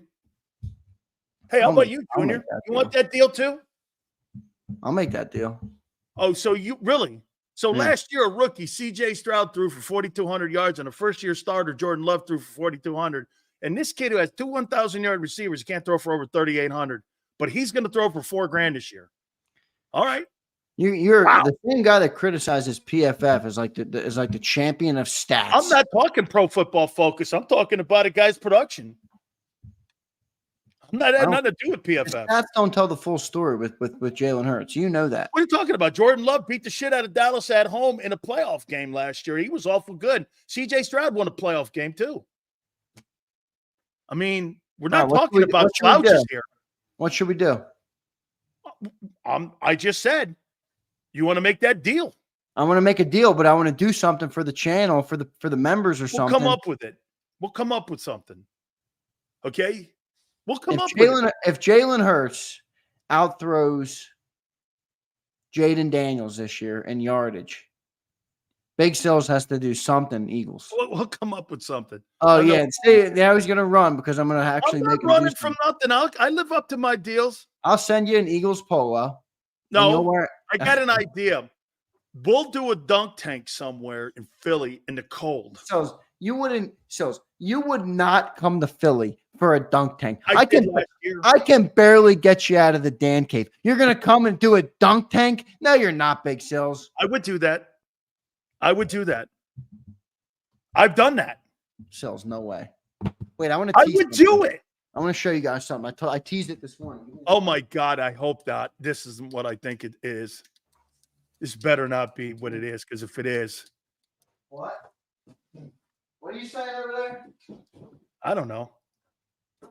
So I will match anything you put up. Okay. All right, here. Shipley, Williams, Score, and Trot will be DPG 2817. Okay. Like it. Guys, please make sure you're hitting the like button here. I hope he's not going back there looking for this thing here, man, because if he does. Oh, wait. Let me turn off my green. This better not be, man. No, it's going to be dope. People are going to love this, dude. You're going to love this. You're not going to love who's on it, but you're going to love it. Let me get my virtual background off. All right. Check this out, everybody. You make me full screen. This is the Xander show now. This ain't no Big Sill show. Look at this. Jalen Hurts painting. This is number 50 of 2000. You should be able to see it at the bottom there. Yeah, that'll be a collector's item in 2 years. And I'm going to get a frame for it. And hey, guys, that's going to be a collector's item. You can see he's playing the Packers in it. Hey. So I'm going to give this sucker away to one of our members. Hey, get this, guys. That's going to be a collector's item in 2 years when this guy's playing for the Toronto Argonauts. No, it's gonna be hey, he's playing for the Saskatchewan Roughriders in 2 years. When he's a Super Bowl playing for the Hamilton Tiger Cats. That's when, that's going to be a collector's item when he's playing for the Hamilton Tiger Cats. Okay, that is really nice looking picture, man. Dude, is that fresh or what? I'm like, I saw that this morning. I got home. I went, I was at my parents' place and my dad showed me. He's like, yeah, you want this for your studio? I'm like, I want to give that away is what I want to do with that. That's really nice. Give that away. That's pretty sick. Hey, finally here. I want to see how Nick handles himself on the sidelines tonight. I want to see the sideline. Yeah, what's he going to do? He's not going to be amped up. No, but I just want to see how that communication with Kellen and everybody and Vic and all that works. Because, again, this is a brand new dynamic here where he's now in a different role here, man. Yeah, no, it is, but I just don't expect to see much in the preseason. But I guess you're right. You're going to see how he reacts a little bit with Kellen Moore. But yeah, I mean, I just don't expect you're going to see much. But I'm happy people like that picture. That's a sick picture, dude. I knew people would like that on the channel. I forget who. Senor asked who drew it. The name of the artist is on there. I gotta ask where it came from, but it's really sick. And I'm going to give it away to a member for sure. Hopefully, maybe by week 1, obviously, because it's the Packers on there. So maybe we'll do that in week 1. Nick Saban drew it. Hey, don't worry. You'll have a brand new picture when he's got a Calgary. When the Eagles win 13 games this year, I'm going to come on here. I'm going to light up games. I'm going to light up a cigar like this. I'm going to smoke it right here in my studio. I'm not going outside. I'm smoking this sucker right here in my studio. 7 my games. Favorite cigar is a Leather Rose, my favorite cigar. Ooh. And when they win 13 ball games, I'm going to laugh at Big Sills on the show. And it's going to be great television. 7. All right, Big Sills. You don't like the Cohiba? I like a Cohiba, but they're Cuban and they're hard to get, and 95% of them are fake. Not if you know Big Sills here, Junior. Hey, I got a guy at the airport. He knows how to do things down in Miami. Oh, yeah. Hey, how you doing? Make sure you trust the Miami airport guys. Hey, it's a Miami guy here. All right, Xander. So you're going to be streaming tonight, huh? Yeah, man. I'm gonna be streaming tonight for sure during the game, and I'm pretty excited. I've never done it, but it's very popular on Eagles YouTube to do a watch party. I've never done it because we've always had the pre and post game show, obviously, and I'm always preparing and working my butt off for those. So I'm excited to do it. I'm going to be live during the game. I'll be watching it. I got my TV set up in my studio here, so I'll be watching it. But I don't know if I'm doing the full. I don't want to commit to the full thing because if we get to half number 2 and Will Greer is running the offense, I don't know if I'm having anything in that. But we will be live after the game. I will have Johnny Mac on, so he'll do a little. He will be on here to join. Where's Sue? She says, will you be showing the game? Sue, unfortunately, I cannot do that. Yeah. I'm not allowed to do that. Copyright shit with the NFL. Yeah, and YouTube is very strict on it, and I work too hard on this channel, Sue, to risk it with that. So I'm not going to be doing that, but I will be talking to you. And for anybody not able to watch it, I'll bring it up, and maybe I'll bring up the Twitter feed and stuff where you guys can see what people are tweeting about and stuff. So JM says Cozy TV. I have no idea what it's on. I looked on my TV. It says NBC Sports Plus, so I think it's going to come on there for local.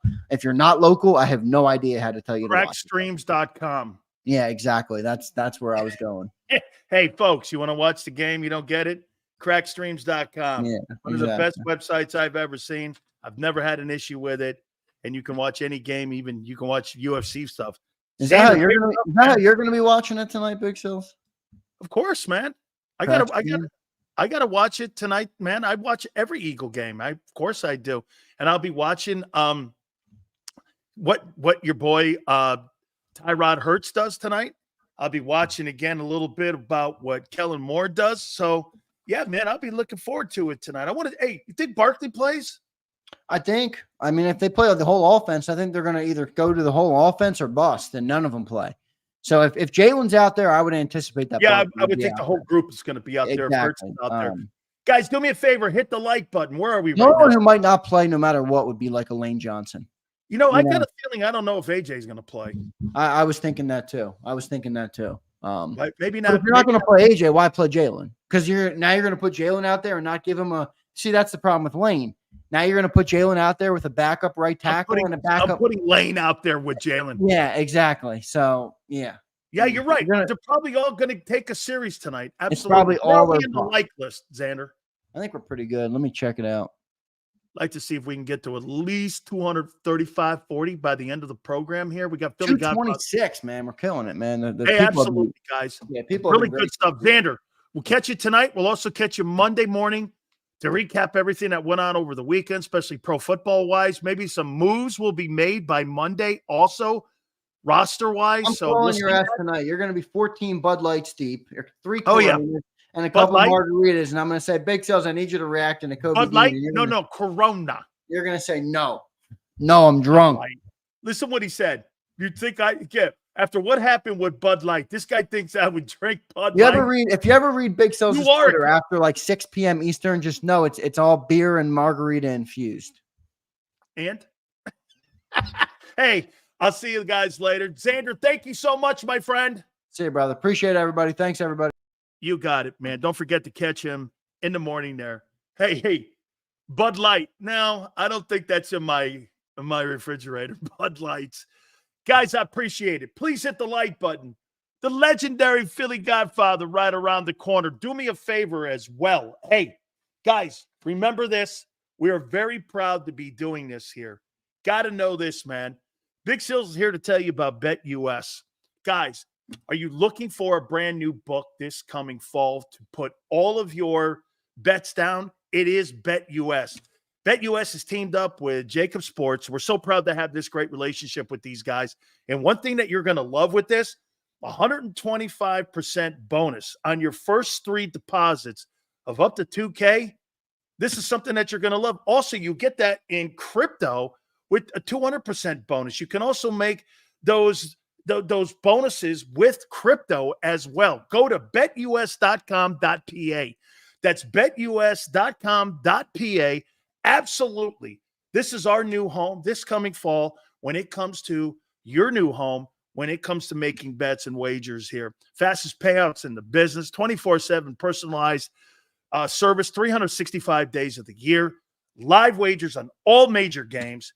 Plus, you can get yourself your own personal account guy to handle your account personally. That's betus.com.pa. That's betus.com.pa. And do me a favor, you tell them Big Sil sent you. Michael Vick at BetUS.com. Catch an incredible 125% sign-up bonus on your first 3 deposits, plus 10% gambler's insurance. BetUS, my online sportsbook and casino. If you missed any of today's show on the JAKIB Media channel, listen to the podcast on your way home. Available on YouTube, Apple, and Spotify.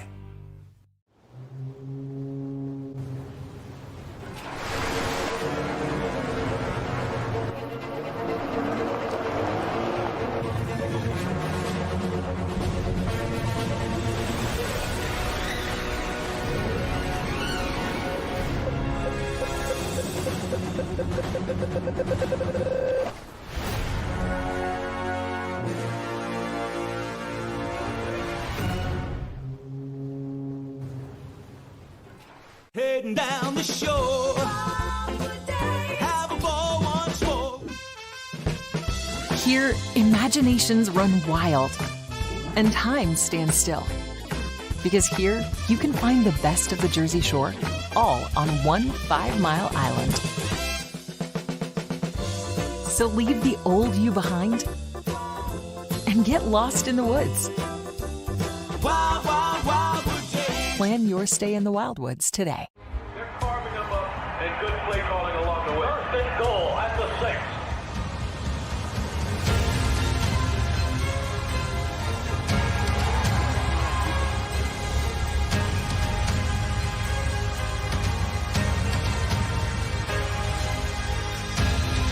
On the field of life, First Trust Bank is there for you. Champions on 3. 1, 2, 3. Because Philadelphia dreams deserve a Philadelphia bank. Win and save this baseball season from Colony Pools and Power Washing, a local company serving Delaware, Delco, and Chester County since 1970. Are you tired of looking at your green house? Is your roof, siding, deck stained green from algae and mold? Let the experts pressure wash your home and take the pressure off of you. Win with Colony Pools and Power Washing. Call them now at 302-762-2250. That's 302-762-2250.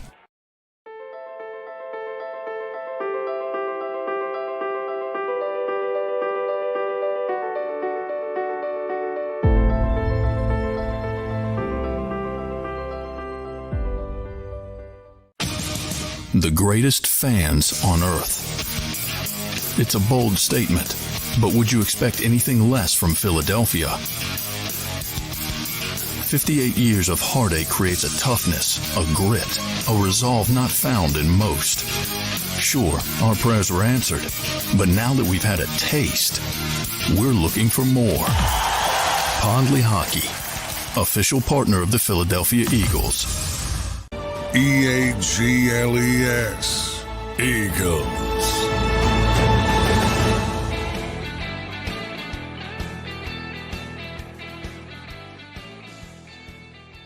Thinking about what Xander said just a couple minutes ago. By the way, before we get on Philly Godfather, please do me a favor, guys. Hit the like button.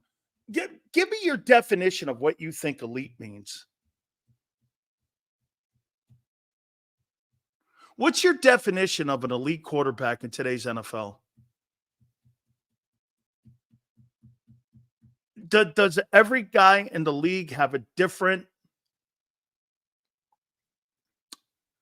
criteria for being considered elite?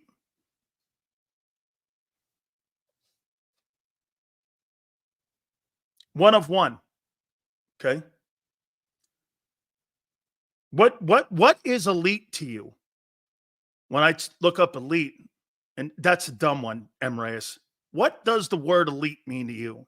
When I look up the word elite, Hurts' name doesn't pop in my mind. I don't think of him. I think of champions. Elite is consistently being great. Okay. Twiz. You think in Jalen Hurts' 3 years starting, he's been consistently great?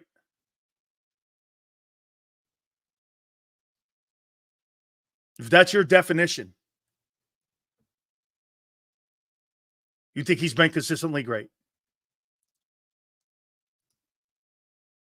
By your own metric, has he been consistently great?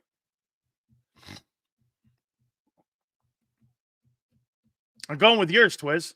One of yours. Then we're gonna pick others. Hell no. Okay.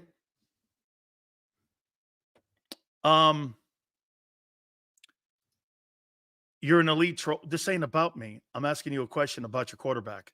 Try to stay focused, kid. I know play toys and things sometimes like wig you out and shit, and you get off the subject like you're in a playpen. But try to stay focused on the conversation here. Might help you out a little more. Elite is a quarterback who prospers without nothing but his talent. Elite is a quarterback who prospers without nothing but his talent. Well, Jalen prospers by the talent around him, doesn't he?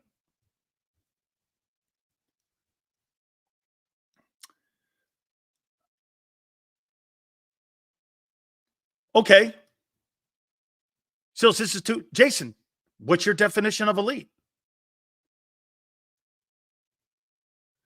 You know, you think it's fun? Well, what's your definition?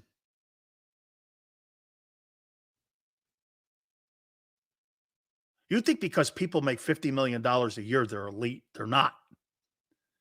Or $45 million. They're not. I wouldn't call Kirk Cousins elite. And he's made the most money of any quarterback in Pro Bowl history. So when you're using that definition of the word elite, most people think because you get paid elite money, you're elite. You're not. I mean, the salary that you make. You know, Mahomes is the 11th highest paid player in the league at quarterback.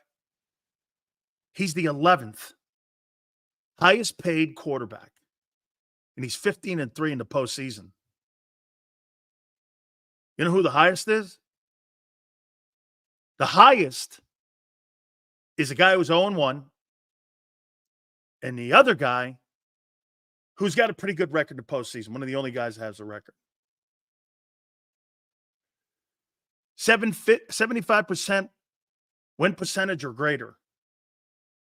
So you're saying that you think that Matthew Stafford's not an elite quarterback then because he's under 500 as a starting quarterback. And Stafford has a Super Bowl win. So he's not elite. You know what? Do you know that Matthew Stafford is under 500? So what your context is that Matthew Stafford under 500 and also Eli Manning is 500. Eli Manning is 2 Super Bowl MVPs. He's 117, and 1. And Stafford is 93 and like 105. And those guys got 3 rings. They're not elite. One of those guys going to Hall of Fame. So what's your definition of elite?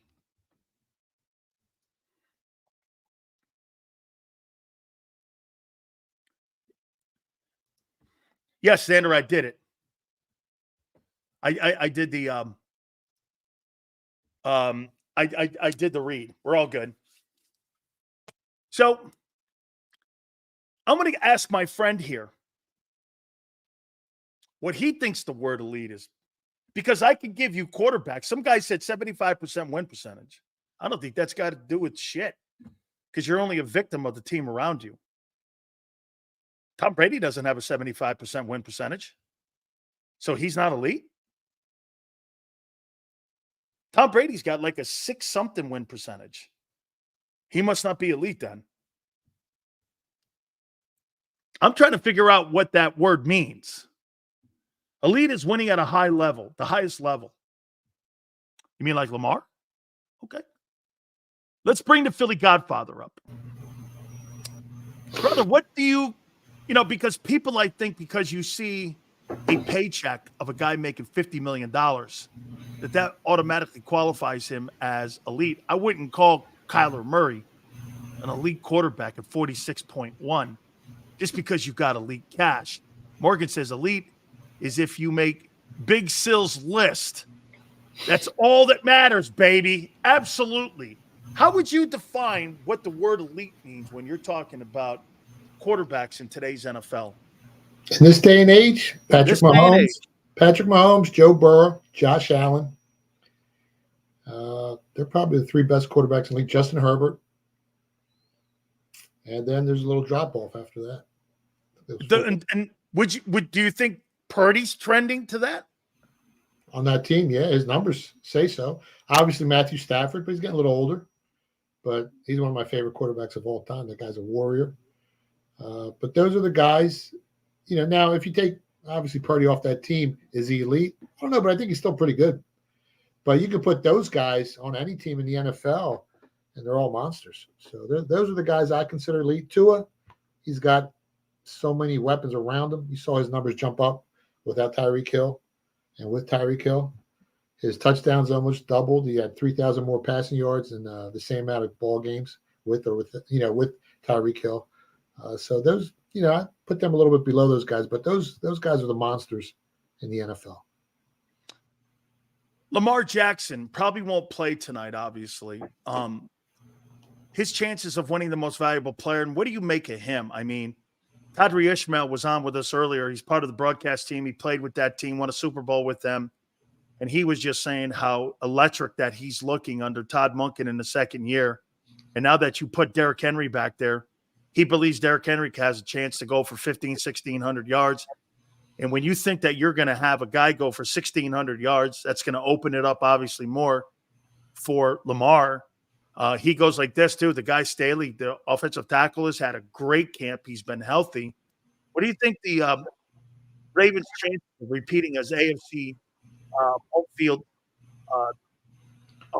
team, and they win home field and they win 14 games? How do you look at that? Yeah, I mean, he's a great regular season quarterback. In the playoffs, still continues to underperform. Now you got to remember, when you get to the playoffs at that level, you're playing the elite defenses. And you're playing Burrow and Mahomes, and you're playing against coaches. Andy Reid and Spags and guys that know how to shut Lamar down. So he looks great during the regular season. Listen, that Ravens team is stacked offensively, defensively. Does Derrick Henry make them any better than they were last year? I mean, they were pretty freak. Other than that playoff loss to the Chiefs, you could say they were probably the best team in the NFL. But I don't know if they make them that much better, because Lamar still has to beat you with his arm. He still has to read those defenses. He still has to process the formation pre-snap. And it's always great to have Derrick Henry, but does it make it? They're still a great team with Derrick Henry, or without him. But Lamar's going to have to beat you with his arm this season to get to the Super Bowl. Is Jalen Hurts an elite quarterback? He's not top 4. He's definitely top 10 because he gives you so many different ways to win with his legs, with his arm. He's surrounded with so many weapons. If you give him all the right pieces, he can look elite. But I wouldn't say he is elite. Kind of like Purdy in a way, right? They can look elite with great talent around him, but I mean, see, here's what really for me is the separation here. Lamar Jackson doesn't need elite talent around him to win 14 games. No. Mahomes doesn't need elite players, multiple elite players to win Super Bowls or to win ball games. There's just certain guys that don't need that stuff. I mean, I can only name one wide receiver in Green Bay. And I think that kid Love has actually surprised me to what he's done. And the kid Stroud in Houston has surprised me. So you're looking at guys that no matter if there's interchangeable pieces, there's no drop-off in the amount of winning and consistency of winning, no matter who's in there. But if you take pieces off Purdy's team and off Jalen's team, look at Jalen without AJ. When AJ was in Atlantic City last year, that thing looked like a stupid train wreck. Or look at Purdy without Debo and Trent Williams. They look like a train wreck. Yeah. I mean, those are the quarterbacks to me that are different. Yeah, I mean, like I said, those 4 guys are monsters. Lamar can beat you in so many ways during the regular season, but in the playoffs, his numbers fall off a cliff for some reason. But yeah, Jalen Hurts, is he elite? He can look elite. A lot of guys can look elite. C.J. Stroud, I take him over Jalen Hurts. There's probably 10 other quarterbacks in the NFL.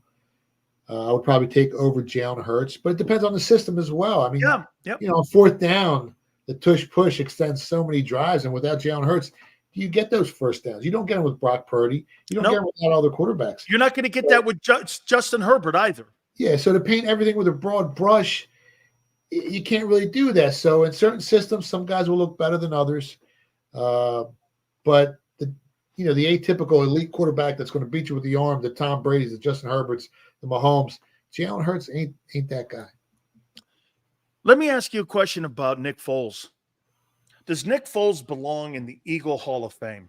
I want to read, before I answer, Super Bowl champion, Super Bowl MVP, Pro Bowler, 7 touchdowns in a game, which is an all-time record of 107 years of quarterbacking in this league.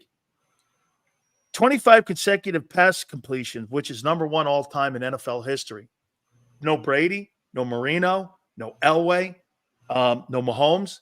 No one's completed more passes in a row. How about this stat? You want to talk about postseason when we're talking about Lamar? The number 1 pass completion quarterback in pro football history in the postseason is Nick Foles. 68.1% of his pass completions. He's 4-2 in the postseason. He's 6th all-time in touchdown passes in a regular season in Eagle history with 27. You tell me. Does he belong in the Eagle Hall of Fame? He belongs in the Eagles Hall of Fame. He's in my Hall of Fame. During the 2017 season, when he came in for Carson Wentz, I had Wentz at 50-1 to win the MVP that year, and he got hurt.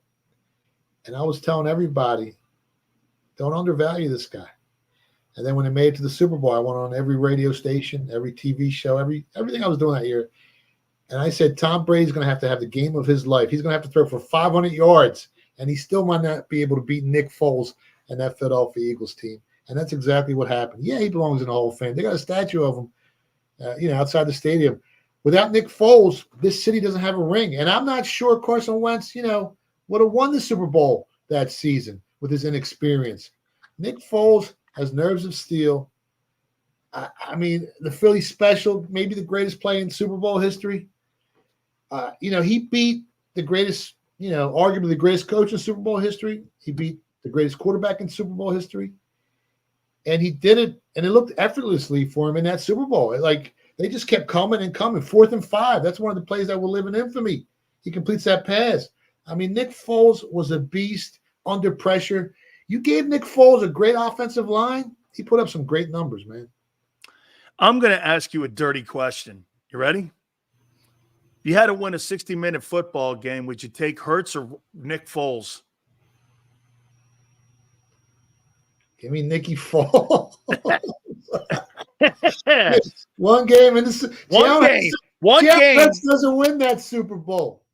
He makes a mistake. He does something wrong. He don't beat Tom Brady in that Super Bowl.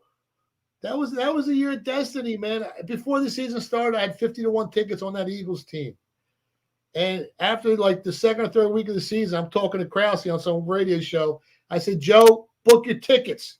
He's like, what do you mean? I said, book the hotel tickets, book the airfare. This team's going to the Super Bowl. And he'll tell you about that. That was the team. Yeah, I'll take Nick Foles over Jalen Hurts. One game. Yeah. That's a dirty question, though, too, man, because they got great admiration for both guys. So it's a kind of a I love Jalen Hurts, and I'm hoping he wins us a Super Bowl. But to do what Nick Foles did in that season, as they were 7-point underdogs when that Super Bowl opened up, line came down to 4. I mean, to do what they did, they were 4-point underdogs in that game. When it closed, it opened 7. They were 7-point. It was David versus Goliath. Let's be honest. That's what that Super Bowl was. You know, and I told everybody the only position on the field where anyone's better than the Eagles is at quarterback. And if you switched, I mean, that was the year, man. That was the year. Yeah. John Harbaugh as a coach, he's got great respect in Philadelphia, being Andy Reid's assistant all them years. I mean, you know, you should hear him talking about it. He was asked a question this week about his time in Philly, and he said he absolutely loved it. You know, would you say that he's probably the most underrated coach in pro football? Here's a guy with a ring. Here's a guy with a massive win percentage. Here's a guy who runs his own football team. The general manager, John Harbaugh, does not work for the general manager. The general manager and him work together. Okay, that's the difference that you have in Philly. Nick works for the GM. In Baltimore, that dynamic is why I think that thing works there. Just your take on John Harbaugh. Great football coach. I think Lamar ignited that fire on them, you know, get that chip off his shoulder, because he wants to prove to the world more than anything right now, from a football perspective, that Lamar Jackson is a Super Bowl winning coach. I mean, a Super Bowl winning player. So I think this year they're doing everything they can. I mean, they do it every year, but he really wants Lamar Jackson to win a Super Bowl because, you know, I was one of the biggest Lamar critics for a while. You know, I kept calling him the greatest running back to play the quarterback position. So I think that really ignites Harbaugh. But he's one of the best coaches I've ever seen on a football field. You know, Andy Reid's great. You know, he's done it with great defenses, and he might do it again this season. The Eagles are reported going to play the starters tonight, at least a series, maybe more tonight. Smart move, bad move. You know, especially with the new coordinators. Offensively, it's a new system, maybe new terminology. Defense, obviously, needs a ton of work over there on that side of the ball. Yeah. Smart to do? Yeah. I mean, you got to play. You're eventually going to play anyway. So what are you going to play? One, you know, they're going to go down, score real quick, and they're going to take them out.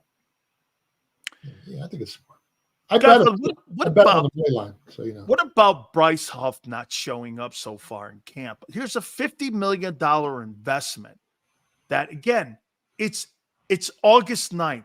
Not going to crazy, but when you're looking at the odds and they're not fluctuating like that, I can't believe that the number, when it comes to the Eagles and their place when it comes to being favored to get to the Super Bowl, that dynamic doesn't do this. You don't know who's playing corner 2 yet. You don't really know who your safeties are. You've got trash cans playing linebacker. Even Fangio says that.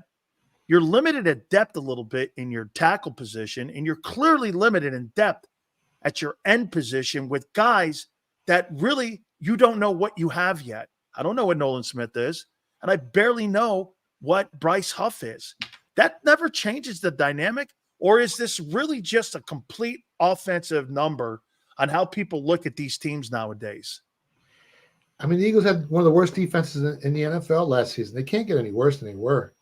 So they can only go up on defense. If you look at their true numbers, I got them ranked like 31st and 32nd in so many different categories. So, you know, if you want to be optimistic, the only place you can go is up. This is a very talented offensive team. I think Vic Fangio gets them going on defense. It's going to take a little bit. Bryce Huff, maybe there's some things going on in his life right now, but as a professional, he should be here. And eventually, I think the Eagles get the defense, all worked out come, by the first week of the season. But offensively, this team is very stacked, and there's going to be a lot of shootouts in Philly this year. How about, because of that defense, what is the biggest – what's a gamble that you could make right now on a team that you think is going to be the biggest surprise in the NFL this year, that somebody could go like this? I could double my money, I could triple my money, and you have thoughts that this team's going to end up doing something special this year, where a lot of people may be looking – maybe it's more so under the radar. Two teams that may be under the radar that people can make the bet, because as you said to me before, you're not betting on the sure thing. You're betting on the thing that gives you the best return on investment. That's how you bet. Is that correct? Yeah, it's like a good poker hand. You want to have as many outs as possible come late in the season, because the NFL is a war of attrition. People get banged up all the time, and sometimes the ball doesn't bounce your way, and sometimes you're really unlucky on a football field. So if you're talking about a sleeper, you got the Atlanta Falcons. Obviously, they're one of them. New York Jets, not really a sleeper, but you're getting a great price on them. How about the Chargers? Yeah, Chargers, first year, new system. They're loaded with. They're going to be running the ball a lot. They lost some players from last season. Watch out for the Colts. They're going to be better. Indianapolis Colts, they're a little bit of a sleeper as well. LA Rams. That team's going to surprise a lot. I love the Rams this year. I mean, look, I know they lost Aaron Donald, but I really liked – I think the Rams, they had a ton of money. They had a ton of picks. I think they got arguably the best coach in the league next to Andy and Sean McVay. As much as they want to kiss the ass of Kyle Shanahan, this guy's actually done it. He's been to 2 Super Bowls. He's won 1. I mean, he saved the career of Matthew Stafford. I mean – he made Jared Goff a player to where he's making 53 now, and he went to a Super Bowl with him too. I mean, boy, I'll tell you, man, that Rams team, why should we like the Rams? I mean, offensively, they're stacked. They got a Super Bowl winning coach. Puka Nacua. Who's going to cover those guys? And let's be honest. And then another sleeper, obviously the Texans aren't a sleeper anymore with C.J. Stroud, but another quarterback, if everything goes their way and he starts, playing some good football, the Commanders, that's a lottery ticket.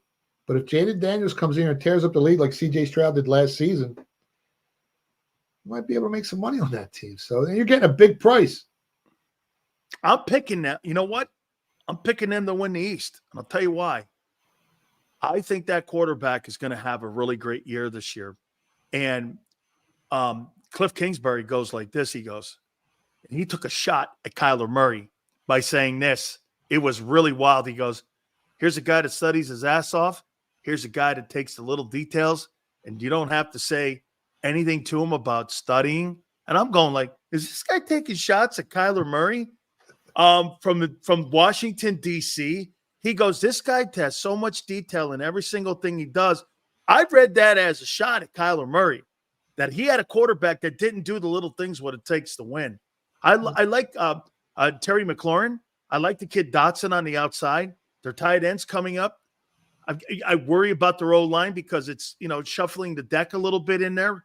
So they're probably going to have quick passes. But Cliff Kingsbury was the number 1 guy that the Eagles wanted as offensive coordinator. And the only reason they didn't get him is because he wanted to make a change with Stoutland. It's a deal breaker for me. I get it. I'm with that. But Kingsbury was the first guy that they wanted. They had a 3-year contract on the table for Cliff Kingsbury. Yeah, and you guys got to remember, the better quarterbacks can hide some of the inefficiencies on that offensive line, getting rid of the ball quicker with their legs, reading the defenses better, processing information faster. So they can make their offensive lines look a little better than they really are. So they might surprise some people. You're getting a big number on that team. It's basically a lottery ticket to me. I think there might be a year or 2 away for that Commanders team, but you never know. Last year, I had a wager. You could bet the state that's going to win the Super Bowl. So I was looking at C.J. Stroud, and obviously I was big on the Cowboys. So I took the state of Texas. And the Texans got further than the Cowboys did. So, and their season win total last year was 5.5. I went way over 5.5 on the Texans last season. I knew they were going to be much better than that. I never expected them to be that good, but they were a pretty good football team. So you never know. That could be, the Commanders type of season this season. Couple last ones for you. When you're talking about going further this year, and you're looking at those two young quarterbacks of a year ago, C.J. Stroud and Jordan Love, who goes further this season in your opinion? Houston Texans, they add Stephon Diggs to the other side of Nico Collins. They even had Joe Mixon. They got Tank Dell down there as well. Tunsil's there. That offense up in Green Bay looks like it's going to be getting better and better and better. I keep telling you this stat. The craziest thing do you know that the Packers have not drafted a wide receiver in the first round, but twice in the last 40 years? Wow. That tells you that the quarterbacks develop wideouts. Wideouts don't develop quarterbacks in Green Bay. Yeah. And that's where people get it wrong. Like, well, hey, has Jalen been better since AJ and Devontae added? Sure. Okay. Is Dak better because they added Amari? Dude, those quarterbacks in Houston and those quarterbacks in Green Bay, they didn't get better because of the receivers. They made those receivers. Yeah. Those guys are good players. I think CJ is a little bit better, Stroud. I think the Texans are a slightly better team than the Packers, but the AFC is loaded. So I think the Packers, I don't want to say they have the easier road to get there, but I don't think there's as many good teams in the NFC as there is in the AFC in the upcoming season. So the Packers might end up getting a little further, even though I think the Texans are the much better team. Or slightly better team. Let me say slightly better team. Green Bay and the Eagles. How's that game rolling out? I don't want you to give away the goodies yet, but how's that thing rolling so far and how that thing's looking as we get closer? We're like something 30 days out or some shit like that to that start of that season. The line opened up 1.5. It went down to a pick 'em, then it creeped back up to -1. So there's been a little bit of movement in the market. Who's favored? Eagles are still favored, I think the game's a coin flip. I mean, let's be honest. You travel, you go down there. There's so many things that could happen. There's so many variables that could affect the way they play on the football field. It's a new place. They've never been there before. The weather, there's so many things that can impact, and it's so early that you can't really try to figure it out yet. And those women could definitely impact the game down there. Well, I told, so, hey, Aunt Betty just reminded my aunt watches the show, so I'm going to say something here. I told Clint Hurt, the defensive line coach for the Eagles, I said, listen, if you're going to go down there, you're going to talk to some women, just make sure none of them have cannolis. Okay? just make sure that if you're talking, you're well, like the guys beat up the women in the Olympics? You talking about the guys beat up the just women? make sure not talking to somebody whose name used to be Bob and not Barbara Robb. Dan, if you find someone like that, put some boxing gloves on them and send them to the Olympics. He might win a gold medal. Now you sound like Angelo. All right. Hey, finally here. Give me some baseball love this weekend. What did I bet? I bet the Padres today. I bet the Royals. I went under 9 in the Royals game, and I went over 9.5 in the Astros. And I think we went 3-0 last week. I don't know. We just keep winning on the show. Tell the good folks how they can find you, my friend. You can follow me on Twitter at Philly Godfather. You can stop by the PhillyGodfather.com. I'm on the best show in the world every Friday at 5:30 p.m., the National Football Show. And if you saw, I placed a big wager on the Detroit Lions to win the Super Bowl. I put $5,000 on them at 13-1. It's on Twitter. So I think they got a great chance to finally get it done, man. I think Detroit deserves a ring. They don't have any. That's my pick to win the Super Bowl too, man. I got them beating the Bengals in the Super Bowl. So, I mean, yeah. Hey, by the way, I'm probably going to get an email over the weekend from Ice Cube. So he's going to, he's got like 2 guys, and one of them that did a couple of his recent movies are going to take a look at the script and see what they could do and see if they can help out a little bit. So yeah, just keep an eyeball on that. All right. Wait, I want to show you something real quick. Wait. That's the book cover. Oh my God, you got to send that to me. No one's seen it yet. Oh, okay. No. Hey, the last time you sent me something, I posted it. You're like, get that off the damn thing there. Yeah, I didn't put it on the internet. exclusively on your show. No one's seen it before, but the book. All should right. be Well, send that to me when I can post it because I want to post that. Yeah. All right. Hey, brother, I appreciate, man. We'll see you next week. Yeah. You got it. That is Philly Godfather. How you doing? Make sure you guys please hit the like button. Again, we're going to be in his movie too, by the way. Somebody asked the other day about Big Sil's acting. I'm going to be playing a hitman in this guy's movie. Ice Cube's looking at the script. Big Sil's going to be a motorcycle gang hitman. How you doing? Right? Cube kind of likes the script already. So he's kind of trying to put the thing together here. Big Sil's going to have a motion picture part. How you doing? How you doing? Yeah. Now, don't fall off the cycle, fat ass. Don't you worry, baby. Big Sil's ride that Indian or that soft tail or that fat boy. You ain't got to worry about Big Sil's. Big Sil's has ridden a little bit in the past. I can't tell you with who. Oh, wait. Just Google it. You'll find out who I did ride with. Hit the like button. Keep it here, National Football Show. Michael Vick at BetUS.com. Catch an incredible 125% sign-up bonus on your first 3 deposits, plus 10% gambler's insurance. BetUS, my online sportsbook and casino. If you missed any of today's show on the JAKIB Media channel, listen to the podcast on your way home. Available on YouTube, Apple, and Spotify.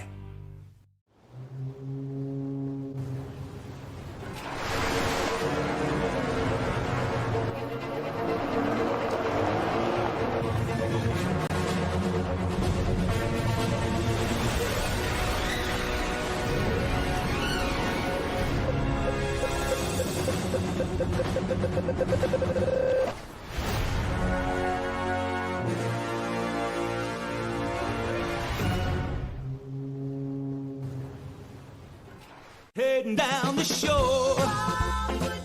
Have a ball once more. Here, imaginations run wild and time stands still. Because here, you can find the best of the Jersey Shore, all on one 5-mile island.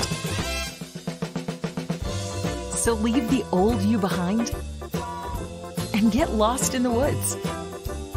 Wild, wild, wildwood days. Plan your stay in the Wildwoods today. They're carving them up and good play calling along the way. First and goal at the 6.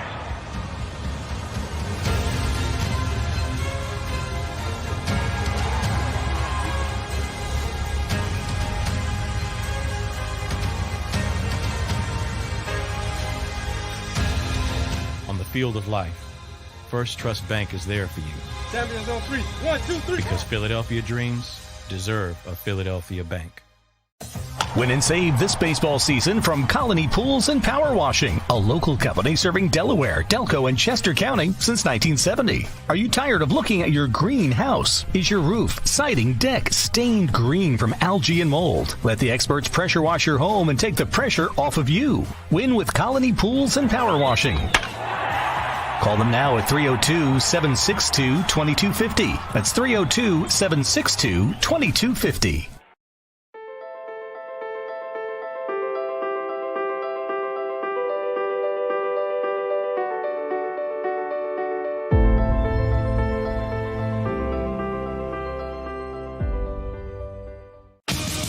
The greatest fans on earth. It's a bold statement, but would you expect anything less from Philadelphia? 58 years of heartache creates a toughness, a grit, a resolve not found in most. Sure, our prayers were answered, but now that we've had a taste, we're looking for more. Pondley Hockey, official partner of the Philadelphia Eagles. EAGLES, Eagles.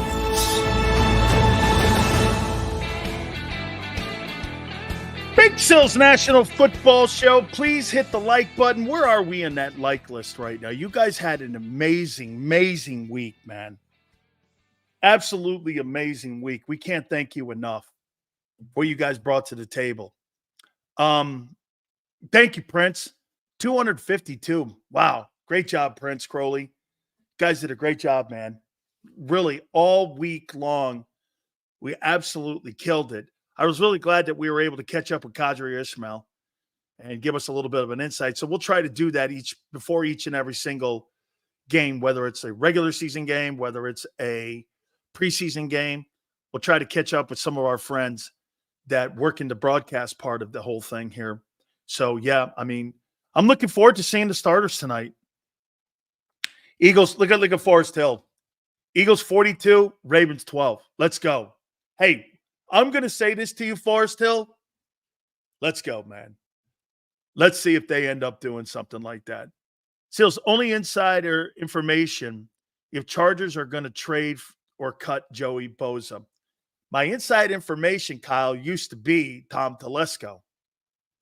My inside information with the Raiders is Mark Davis and now Tom Telesco. So I kind of know more about what's going on with the Raiders. I always have. I worked for the Raiders. I worked for the Raiders for 2 years.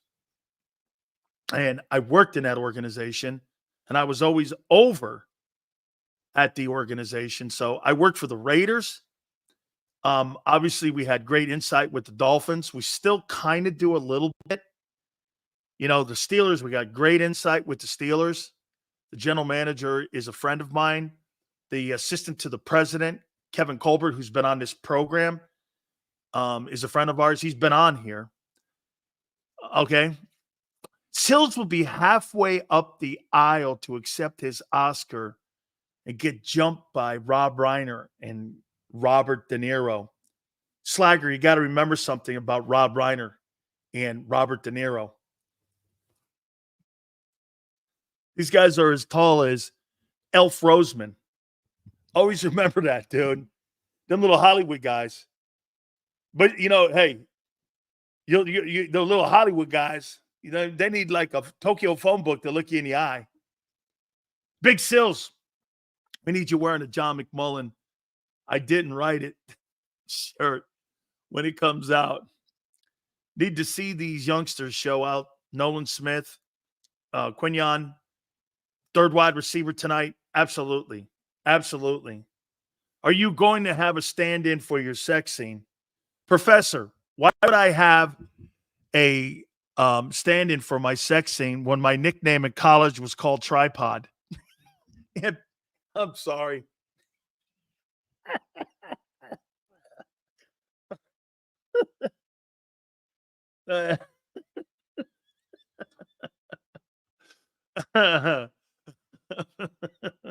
I'm a method actor, Sue. Give me a break. Hey, Sue, I'm a method actor.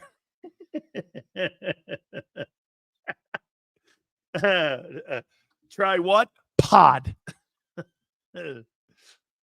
Oh, man. Hey, Sills. Do you think the Niners trade Ayuk and figure out how to get Higgins?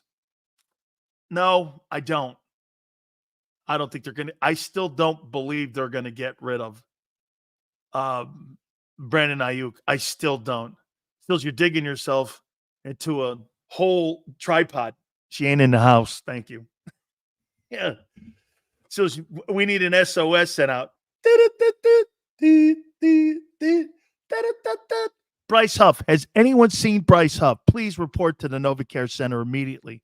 You can call 1-800-ELF-ROSEMAN. He'll be the one receiving phone calls. Please let us know if you've seen this. We are having an Eagle alert. You know how you have like a silver alert or you have like an amber alert? We're having an Eagle alert, missing person Eagle alert. It's called Bryce Huff. It's a Bryce Huff alert. Feels if the Raiders want to trade Max Crosby, what do they want in return? King's ransom, dude, just like they did for Amari Cooper or Khalil Mack. I'll tell you this, Kyle. Max Crosby's a really great player. So was Khalil Mack.